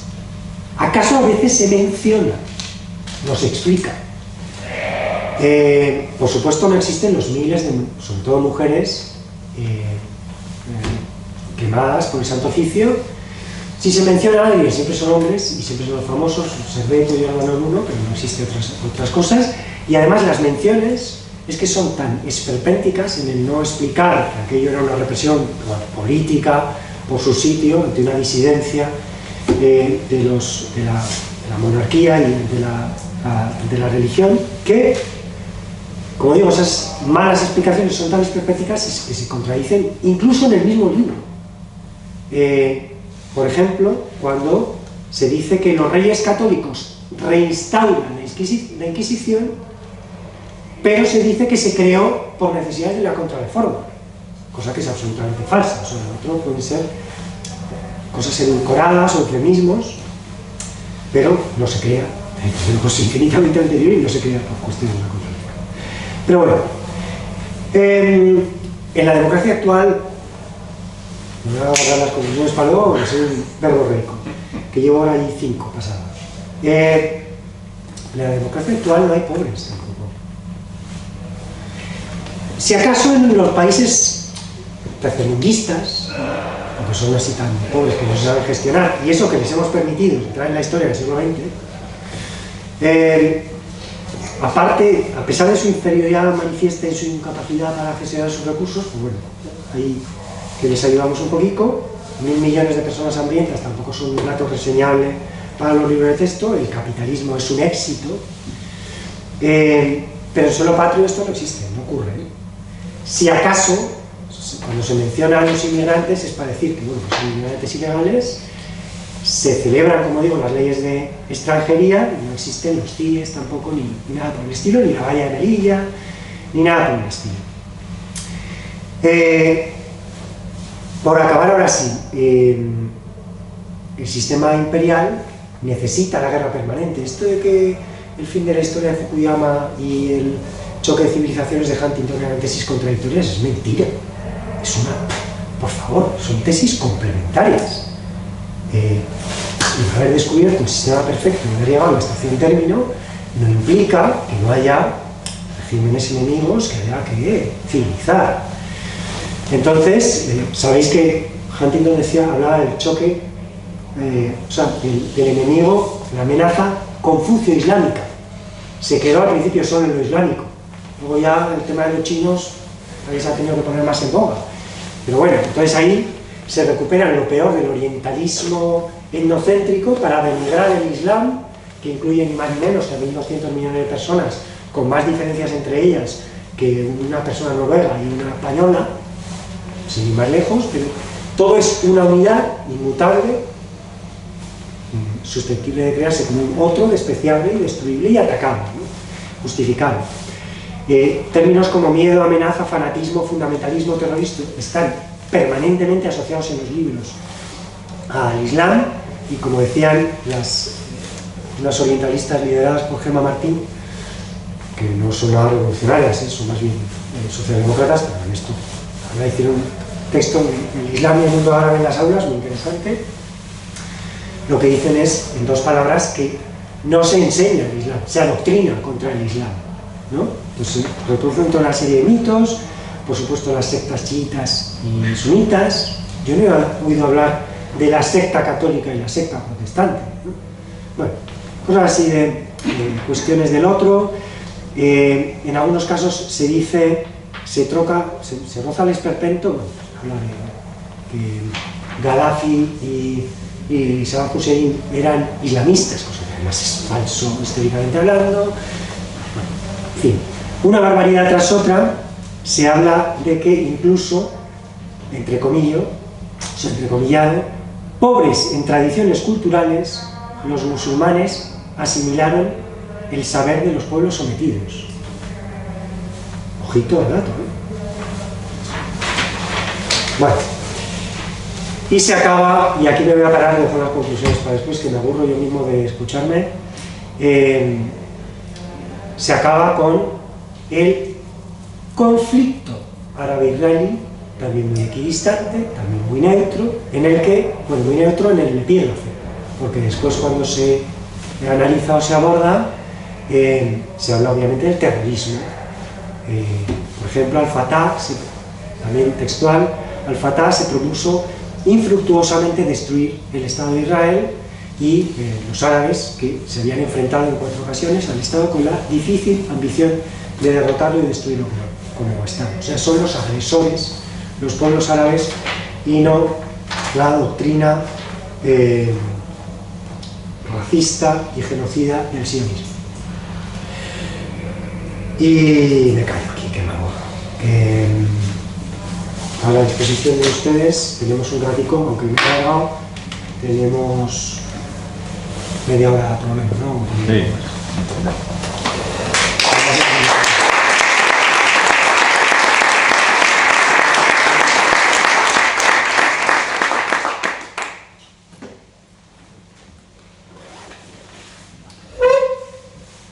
Por cierto, en el libro de texto cubanos, en la portada, pone libro de distribución gratuita, prohibida su venta. Se me hincha el corazón, solo lo recomiendo. Ser cultos para ser libres. La cita de José Martí, está en todas partes en Cuba. Bueno.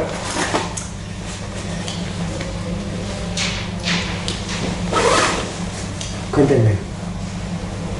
Vale, como se ha nombrado en la charla de ayer y en la de hoy, el androcentrismo y demás, me gustaría saber, ya que has estudiado también los libros de texto de Cuba, si en los demás países, en este caso Cuba, cómo está el tema de la aparición de la mujer en estos libros, si también siguen siendo positivistas, nada holísticas, sin tener en cuenta cómo surgió el patriarcado, dónde surgió, cómo está presente en todos los ámbitos de la vida.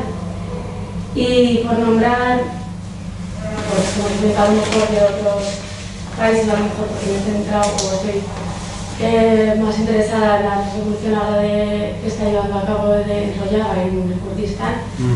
El tema de las mujeres allí están creando, pues han creado estructuras propias para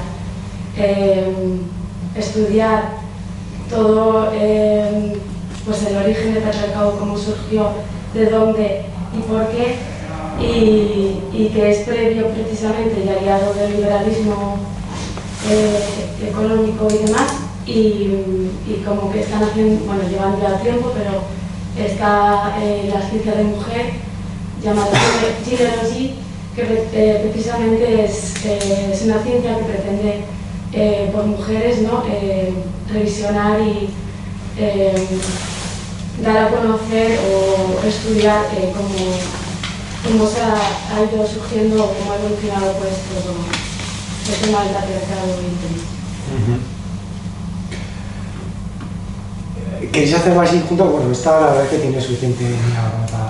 A ver, regular. La respuesta rápida es regular.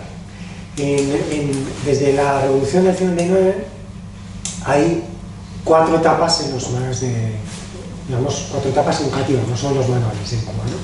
59 al 73 más o menos, 74, de 74 5 al 86, del 86 hasta el 2000, cuando yo estuve y hice una parte de la tesis era 2006 y estaban iniciando la 4ª, entonces yo la 4ª no la conozco, ni los textos de la 4ª, mentiría si lo dijera, pero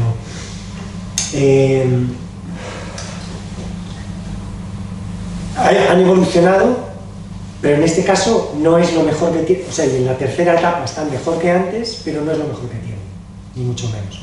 Por ejemplo, a la hora de rescatar figuras revolucionarias, por decirte algo que me viene a la mente, pues siempre son, aparte del Che, por supuesto, Ho Chi Minh, José Martí, todos los revolucionarios que citan son hombres. Si se menciona Tamara Bunke, si se menciona Jaime Santa María, si se menciona a Celia Sánchez, por supuesto,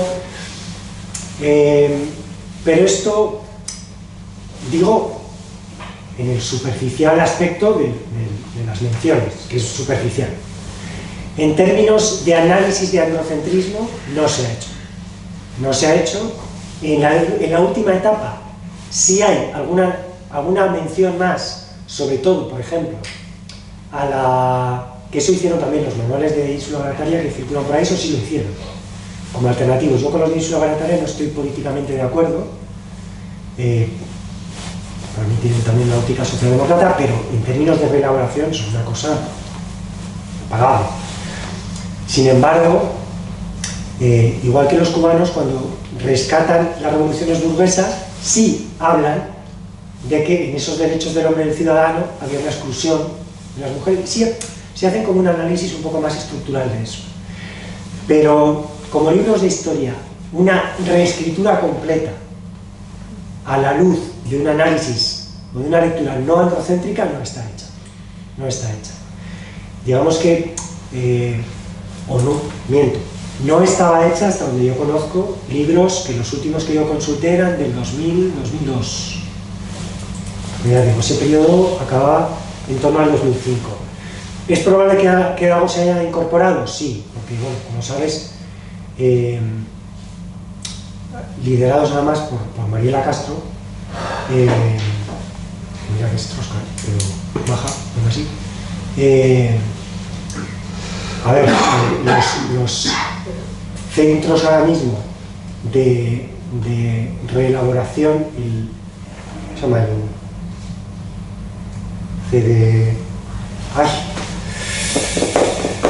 CDMEX, bueno, Centro de Estudios Sexuales y de Género en La Habana es ahora mismo referente en toda América Latina. Entonces, CDSex o Dios, CDSex, ¿no es? Perdona la pena. Entonces, yo imagino que por lo menos a nivel académico se estará incorporando más, y a nivel de estudios generales, y no sé si a nivel de los últimos libros de texto se habrá incorporado más. Pero hasta el momento era, desde luego, no era el fuerte. En cuanto a si son positivistas en general, con la visión de la historia, también va un poco por etapas, porque claro, al principio, cuando triunfa la revolución, no hay libro de texto, y entonces tienen que tirar, con una óptica revolucionaria, entonces tiran de autores yanquis, marxistas yanquis, sobre todo de Foster y sobre todo de Lionel Martin, que luego fue asesor del gobierno cubano y de hecho se quedó a vivir en Cuba. Y estos libros, que no eran propiamente de texto, reflejan en parte un punto de vista revolucionario y en parte un punto de vista, digamos, demasiado esquemático o de cosas que el propio Marx se olvida y que se han reproducido en según qué corrientes autodenominadas marxistas, cierta visión del progreso, del desarrollo, que no, o sea, cierto esquematismo. En la segunda etapa, que tuvo más influencia el peso de la academia soviética, incluso germano-oriental, triunfa la versión del PQS, que para algunas cosas era muy buena, y por cierto, yo es la primera vez que la leía, porque aquí, acabada la carrera, acabada la maestría y acabada el doctorado, ni maldita idea de lo que decía el PQS, no se nos enseña eso en la facultad, pero, claro, tenía también los propios dejes y un puntito ahí como positivista de no contrastar tampoco ni siquiera otros modelos posibles de socialismo.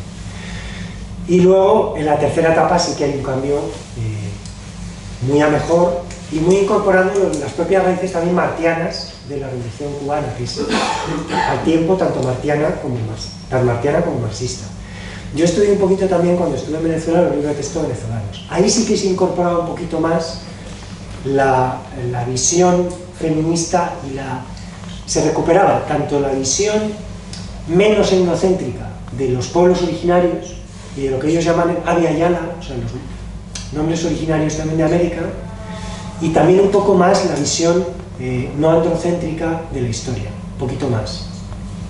En libros del MST brasileño, el movimiento sin tierra brasileño, también había una visión menos androcéntrica, de lo que yo conozco, no conozco los de Royaba ni las tesis tanto de él, también se recuperaba en manuales, no en manuales, sino en textos propios de la cultura nasa, de indígenas colombianos, en su propia reelaboración de la enseñanza desde un punto de vista no etnocéntrico.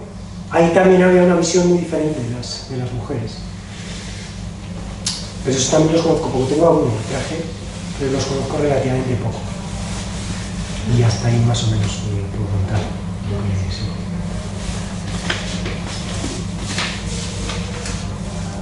Las cosas.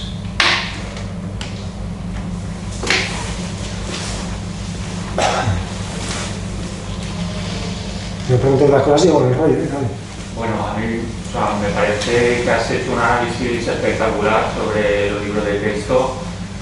Dan ganas de no pisar una escuela nunca más, ni de que las niñeces vayan a la escuela, porque la verdad es que da pena. O sea, bueno, tampoco, o sea, lo sabíamos y teníamos un poco esa experiencia, pero bueno, es un análisis muy ilustrativo. Lo que pasa es que yo con esto de los manuales siempre me pregunto, que lo has dicho tú un poco al principio, ¿no? Y que es una línea de investigación y de reflexión y de intervención también muy importante, que no estoy descubriendo para nada, ¿no? Pero que me gustaría llamar la atención un poco sobre los usos que se hacen de los manuales. O sea, lo has dicho, ¿no? Que pasan aparentemente sin pena ni gloria en nuestra formación, ¿no?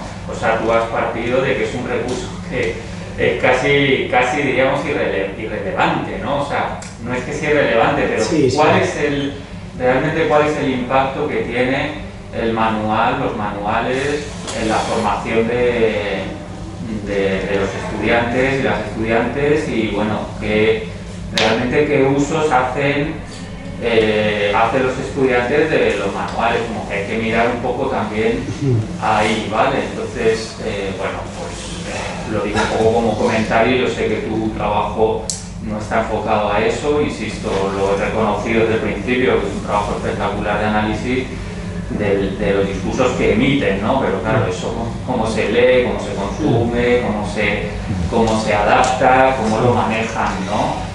Y por no, digamos, para luego no volver a tomar la palabra, que luego voy a intervenir y no quiero monopolizar, pero nada, me parece muy interesante también otra cosa que has señalado sobre el tema de las memorias, ¿no? Y los pasados, que es para reflexionar. O sea, aquí estamos hablando efectivamente sobre memoria histórica, sobre pasado reciente, traumático, ¿no?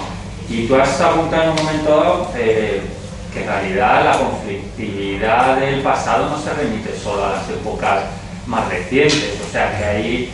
No, pero es importante porque tendemos a... O sea, la cuestión del pasado reciente es capital, o sea, que es la estructuración fundamental, y luego en lo que es el desarrollo un poco de la labor docente, a los estudiantes les sigue llamando más la atención lo más reciente, ¿no? Más allá de que luego lo reciente para ellos seguramente significa una cosa muy diferente de lo que significa para nosotros, pero bueno, el tema de la historia reciente es muy importante, pero todo el debate, toda la conflictividad, la controversia, toda la crítica tiene que ir más allá del pasado reciente, de las etapas más recientes, porque bueno, el tema de la colonización es esencial, y luego hay procesos, ¿no? Que en cuanto al tema este de las memorias, que a mí me parece, por ejemplo en el caso aquí de España y de Portugal, me parecen procesos muy importantes. El tema de la fusión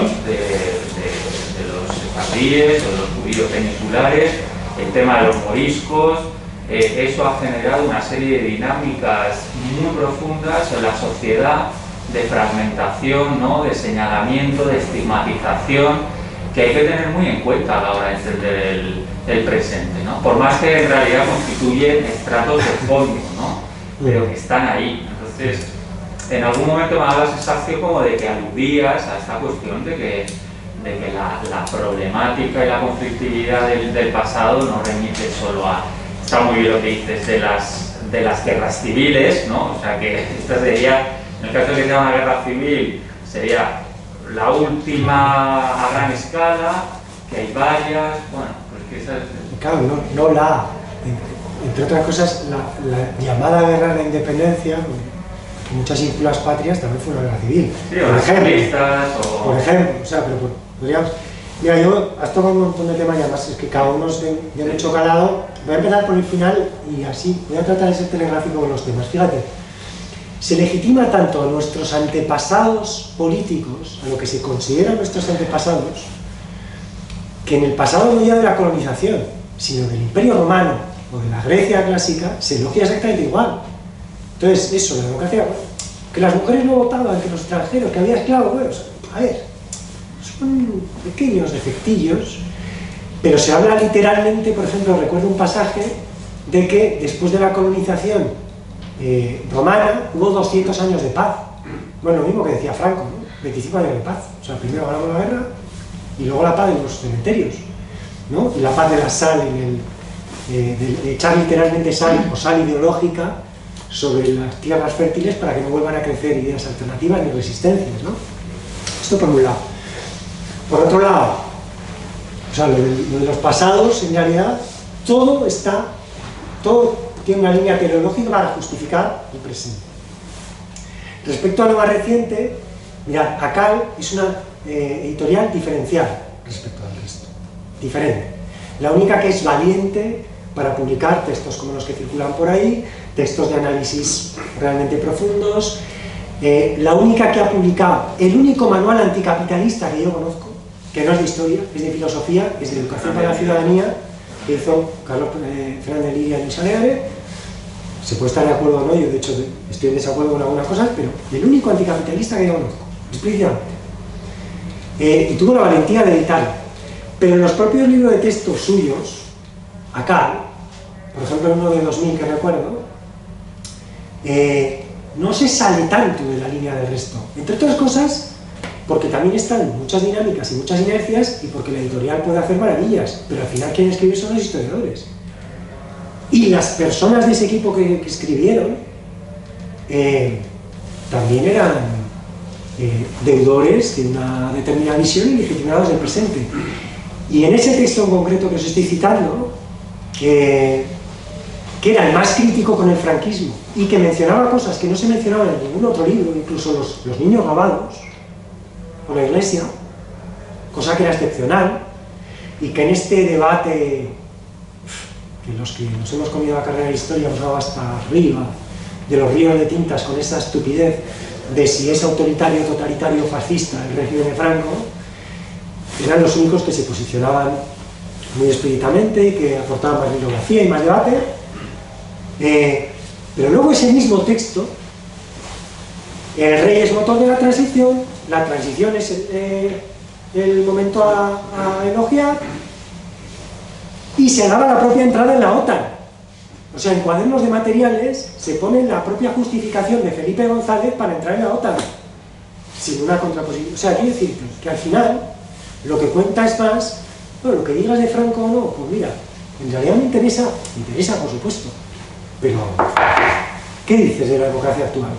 Bueno, nos hemos olvidado, porque si nos hemos olvidado de que esta democracia, insisto, hay quien dice que democracia nunca ha sido lo que dice la etimología, y que no es reivindicable en sí, y que la democracia es el capitalismo y todo eso, pues, esto es todo un debate en el que no me voy a meter ahora, porque está en sí,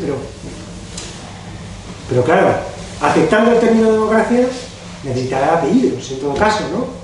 Necesitará, porque claro, si hemos dejado de cuestionarla, y desde las izquierdas anticapitalistas y transformadoras hemos dejado de reivindicar otra cosa diferente a esta mierda de democracia burguesa, el problema es nuestro, no es problema de lo que nos cuente. ¿Sí me explico? O sea, el problema es de evolución.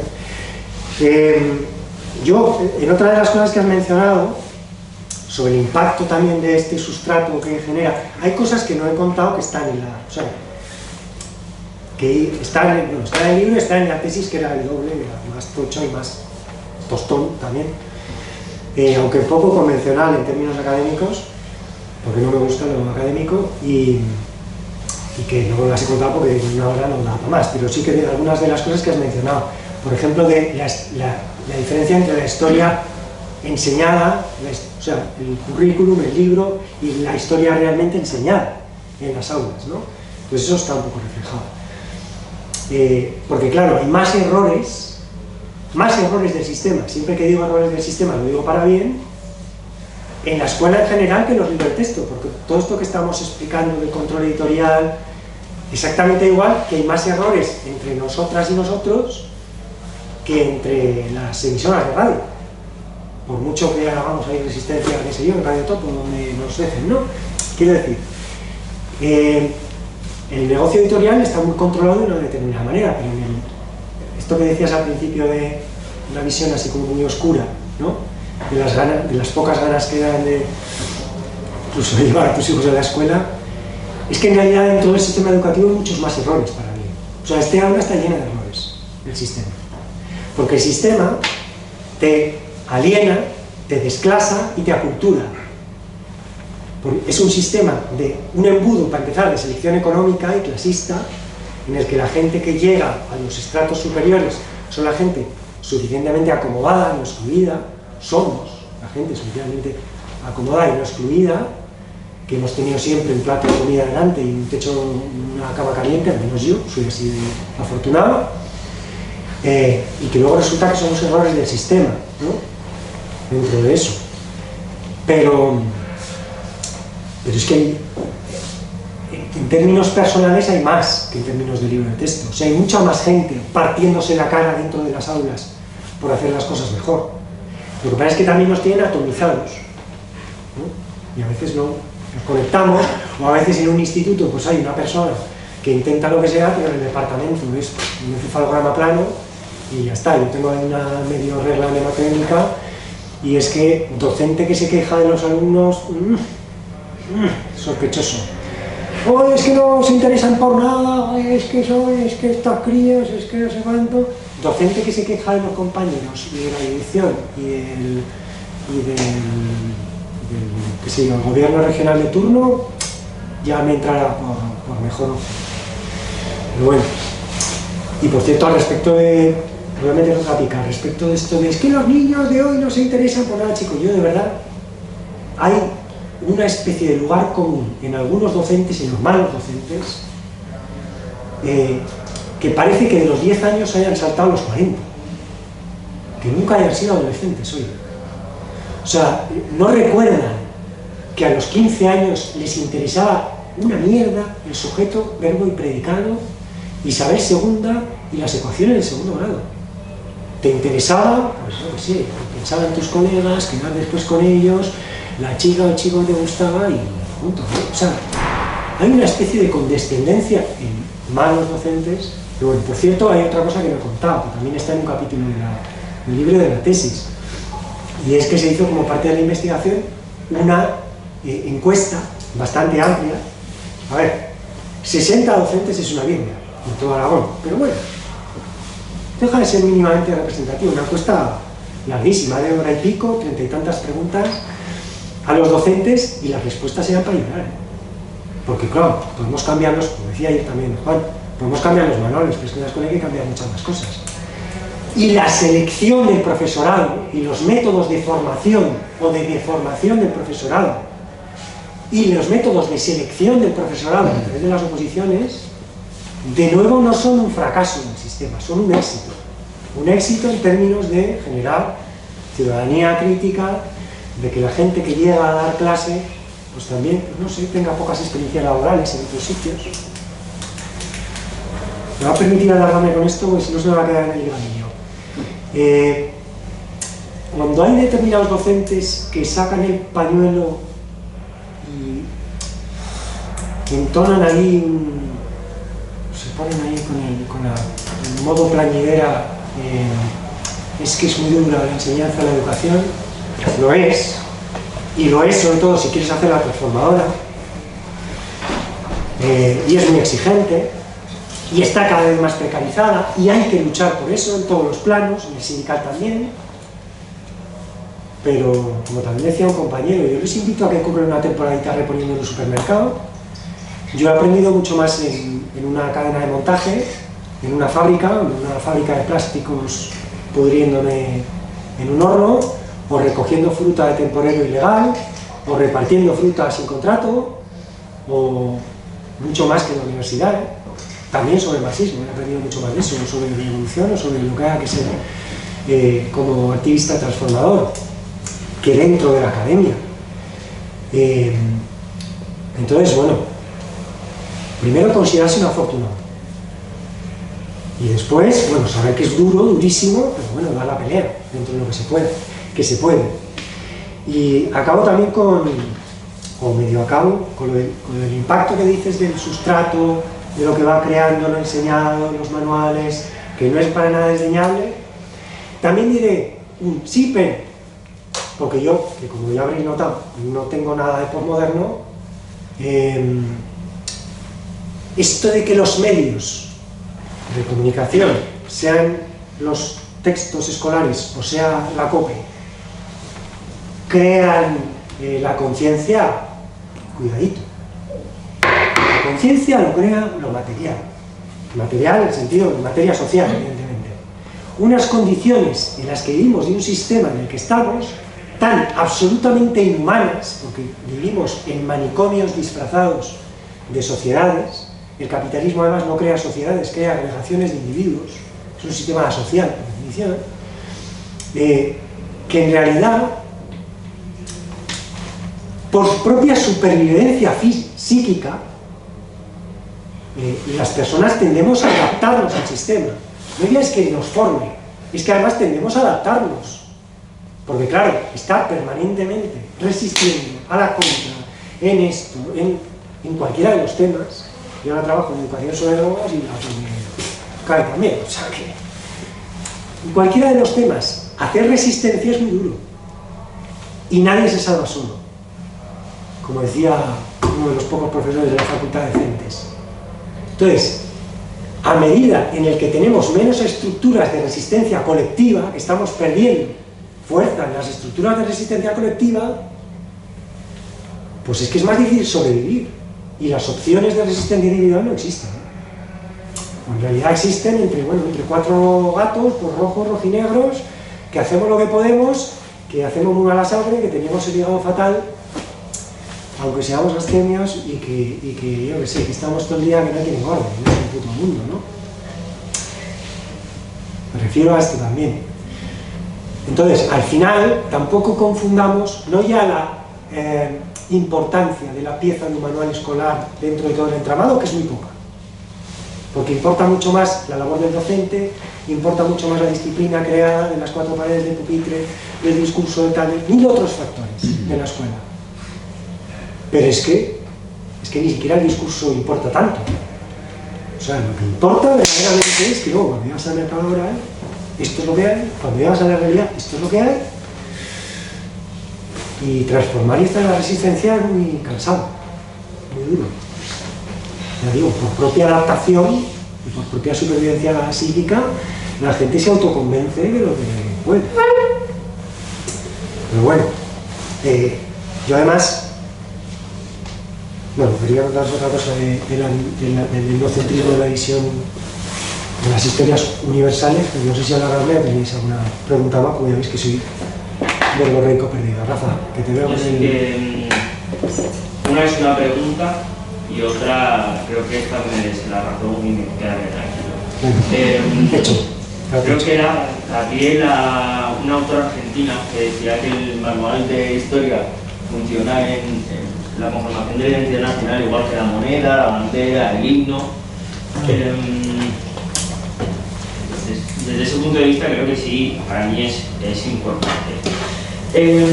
Cuando analicé los materiales, sin quitarte una pizca de razón, en el fondo, en las formas yo sí que he visto una evolución. Los de la LOE son fieles herederos del franquismo, con la LOSE aparecen estos materiales de Juan, que son una pasada, aunque sí es verdad que tienen el capitulito de la Unión Europea subrayando a 10 puntillas lo que nos venía de Bruselas. Pero estos son excepciones, no ha habido nada como hizo la laboratoria. Sí, dale. Sí, no, completamente de acuerdo, no ha habido nada. Luego con la LOCE, creo que vinieron no un cambio de paradigma, sino en la forma de presentar esos contenidos con las nuevas tecnologías, CDs que se metían en los libros y tal. Y luego viene lo de las competencias con la LOCE. Las competencias es otra forma más de burocratización para la desmovilización del personal docente. Totalmente. Totalmente. Con eso me quedo tranquilo. O sea, a mí era lo que dices, además, obviamente, viniendo de ti me lo esperaba, o sea, todo este lenguaje tecnocrático de despolitizar problemas que son políticos, sociales, de individualizar problemas. O sea, en esta encuesta que hacíamos a los docentes, ni uno solo de 60, cuando le hablaban de la pregunta de fracaso escolar, cuestionaba el concepto de fracaso escolar. Como cuestión individual, en todo caso será un fracaso del sistema, ¿no?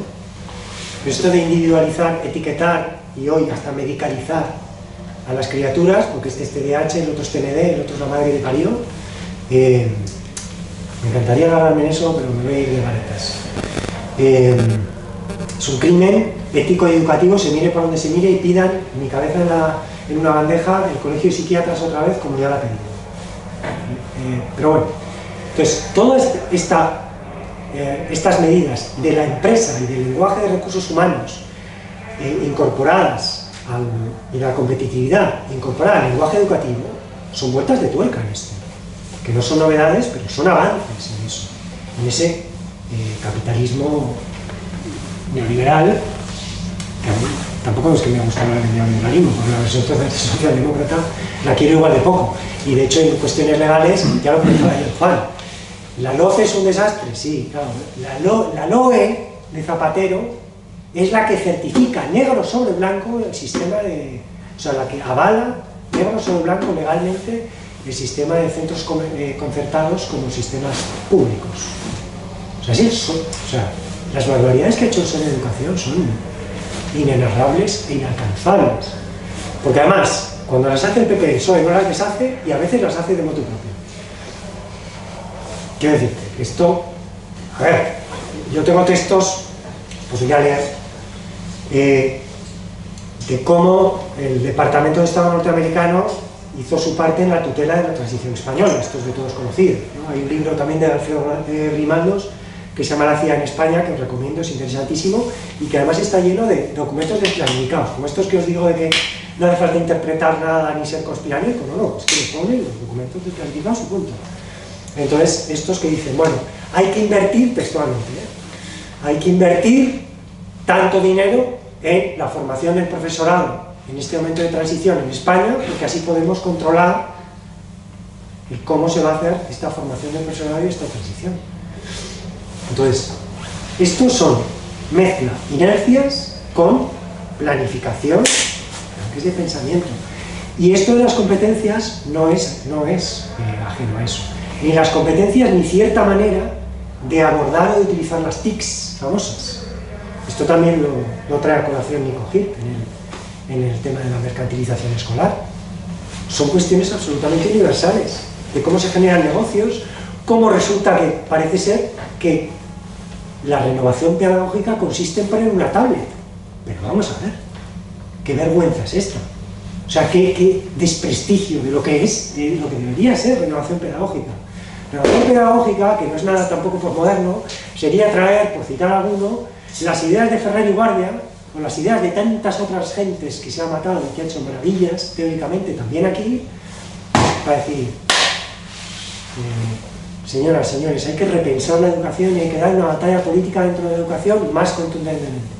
Y no de un modo solo superficial, con ciertas cosas, o solo con los conocimientos, o solo si tengo 20 horas en lugar de 18, o solo si es que resulta que, pues, con todos mis respetos, o solo si resulta que yo soy muy precario con mi interinidad, que hay que dar esa pelea también, pero hay que ir más allá, que es que en esta encuesta del profesorado, de 60, ni uno solo, formaba parte de un grupo de renovación pedagógica. Uno de 60 conocía un texto de renovación pedagógica. Ni uno solo hacía una crítica a la LOCSE, en sus términos y en su triada mágica de conocimientos, procedimientos y actitudes. Ni uno, o sea, a Era un desierto que tiene que ver con esa formación de profesorado y con ese éxito. Y con ese luego llegar a las aulas y bueno, pues es que si no has tenido una experiencia militante y una experiencia laboral y una experiencia en otros sitios, pues también transmites lo que eres, ¿no? Reproduces lo que eres. Con esto que dices de otras formas de socialización, o no de socialización, sino de reproducción de la identidad nacional y de muchas... Otro temazo. Sin irnos más lejos, los deportes de masas, como creación de la conciencia española y el orgullo patrio. Y cada día más. Cada día más. O sea, esto se puede valorar. La escuela es un espacio de conformación, pero no el único y a veces no el más importante, en según qué planos. Y ahora mismo, en la conformación del nacionalismo español, que nunca se ha ido y que sigue siendo el más potente en los textos, en las aulas y en muchas otras, esos otros medios de desinformación de masas al respecto del deporte, es una cosa abrasiva y permanente. Entonces hay muchas cuestiones. Yo antes me quedaba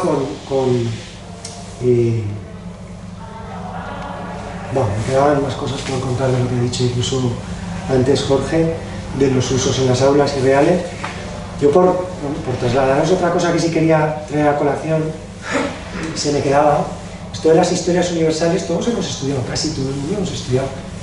¿Historia de España o historia universal? ¿Cómo universal? O sea, es historia de Europa. Historia de Europa y, a partir de cierto momento, historia de Europa y sus colonias, con la visión colonial además, ¿no? Entonces, pero esto no es en las aulas solo, o mejor dicho, no es en las aulas de secundaria y de bachillerato.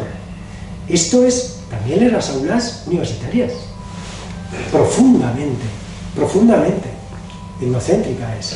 O sea, aquí un servidor, con sus canas, ya por aquel entonces, cuando hice el estudio de los manuales cubanos, los textos de octavo grado, o sea, el equivalente a segundo de la ESO, yo no los leía como investigador, de a ver qué perspectiva historiográfica, no, yo los leía como un párvulo, porque no tenía ni la más repajolera idea de lo que me estaban contando allí. Pero después de una carrera y después de un DEA en historia, no después de un bachillerato o una ESO. Si nos preguntan a alguien en la sala, ¿alguien sabemos algo, por ejemplo, de los golpes de Estado en América Latina? No, bueno, a todos nos suena Pinochet, y el 73, el 11S, ese otro 11S. ¿A alguien le suena, no sé, por hacer un recorridillo, el bogotazo, el asesinato de Gaitán en el 48 en Colombia, el golpe de Estado del 54 contra Arbenz en Guatemala? Ni siquiera era comunista, o sea, era un tipo, de hecho era militar, pero exigió a las compañías multinacionales un pago y eso era intolerable. Golpe de Estado. Golpe de Estado del 65 de Bosch contra Bosch en República Dominicana. Algo de Alvarado en Perú, algo de Torrijos en Panamá, algo de los golpes de Estado de, no sé, de los dictadores Stroessner en Paraguay, o Banzer en Bolivia, de Videla en Argentina, un poquito más y que nos suena.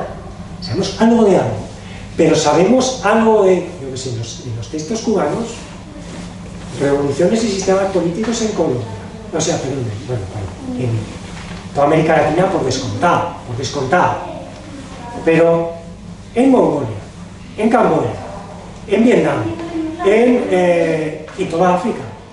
¿Sabemos algo del país de Cabo Verde y Guinea-Bissau? ¿Sabemos algo del frenismo de Mozambique? ¿Sabemos algo de la revolución Mau Mau en Kenia? ¿Sabemos algo del modelo socializante africano de Nyerere en Tanzania? ¿Sabemos algo fuera de nuestro jodido ombligo europeo? Y no ya al salir de la escuela, sino al salir de la carrera de historia, al salir doctorados de historia. No sabemos nada. Respecto a las versiones, incluso, yo digo, pero afortunadamente, pues, por los manuales cubanos y por algunos soviéticos que manejaban, que habían tomado alguna... Bueno, conocí la versión de marxistas norteamericanos y de marxistas soviéticos que jamás había escuchado en la facultad. Jamás, tampoco. O sea, estamos en una cuestión que no solo es la escuela, sino también la historia como función. Y la historia como función es que habría que transformar la academia de arriba abajo. Ya lo decía ayer también, porque hay que poner nombres y apellidos. Y porque luego llegan las cosas concretas, privatización del sistema de educación superior, Plan Bolonia, ni uno. Todos estos que hablan de... Todos estos... ya acabamos, no te pongo nombres. Todos estos docentes que... profesores universitarios muy extensos, muy progres, muy tal, que protestaban por algunas medidas cuando las hacía el PP, cuando las hace el PSOE, ¿no? Que son parte de sus tentáculos, la mayoría. ¿Hicieron algún tipo de crítica contra la privatización? No, no solo no hicieron crítica, sino que nos ninguneaban, insultaban, cuando estábamos encerrados contra el Plan Bolonia, denunciando la mercantilización del sistema. Todos estos, cuando hablan del franquismo, la dictadura del Franco. Por eso digo que recuperar la memoria histórica del pasado traumático, por supuesto, imprescindible. Hacer una crítica del franquismo por su sitio, por supuesto, imprescindible. Si después te quedas en una legitimación de la democracia actual, no me interesa, es una mierda. Y lo digo así, de poco diplomáticamente. En eso, o en las cuestiones concretas, ya te digo. Podría dar nombres y apellidos de gente que luego, pues eso, nos torpedeaba, nos insultaba, vicerrectores. El propio Fernando Zulaika, que era muy tosco provisto en sus orígenes, y luego resulta que fue el que más nos torpedeaba a la hora de creó hasta una identidad falsa en una cuenta de internet para mentir sobre nosotros en la red. No os cuento más. Le pillaron porque uno le pescó la IP. O sea, en fin. O yo qué sé, o hacemos un acto de boicot al embajador israelí en la Facultad de Filosofía y Letras y Ángel Canicer, que en aquel momento era decano de la facultad, se pone muy nervioso y nos dice que somos muy violentos porque le estamos montando una especie de manifestación en la puerta de que no queremos al embajador en la facultad. Quiero decirte que esa especie de torre de marfil intelectual desde la que hablan muchos, incluido, como digo, Julián Fukuyama, se miente en sus clases deliberadamente. Yo le he tenido 4 años de profesor, aparte de conocer otras muchas cosas, y que pasa por ser de izquierdas para mucha gente. Yo alucino en colores, pero claro, si te pones a discutir con Jiménez Los Santos, cualquiera parece de izquierdas, ¿no? O con Díaz Ayuso, pero bueno. Entonces, hay muchas cosas ahí que hay que ir un poquito más a fondo, tanto en lo escolar como en la propia disciplina histórica y en la propia academia. Pero bueno, y hasta ahí puedo leer, no decís mucho, de ver. No me pasa tanto. No, está muy bien. Ahora ya me callo. Sí. Y si alguno quiere seguir Consumo Conciencia, pues estamos en las redes, pero ahora me dedico a otra cosa. O sea, que escribo esto, hago educación sobre drogas. Si queréis algún folleto sobre drogas, pues es para ello que trabajo. O sea, y bravo. Y gracias por escucharme y por aguantarme, que ya veis que se me va el higadillo detrás. Y me caliento con estos temas, pero bueno, como la asepsia y la neutralidad pues no es enemiga de la objetividad, sino todo lo contrario, nos venden otras cosas, pero todo lo contrario, pues ahí se hace lo que se puede. Venga.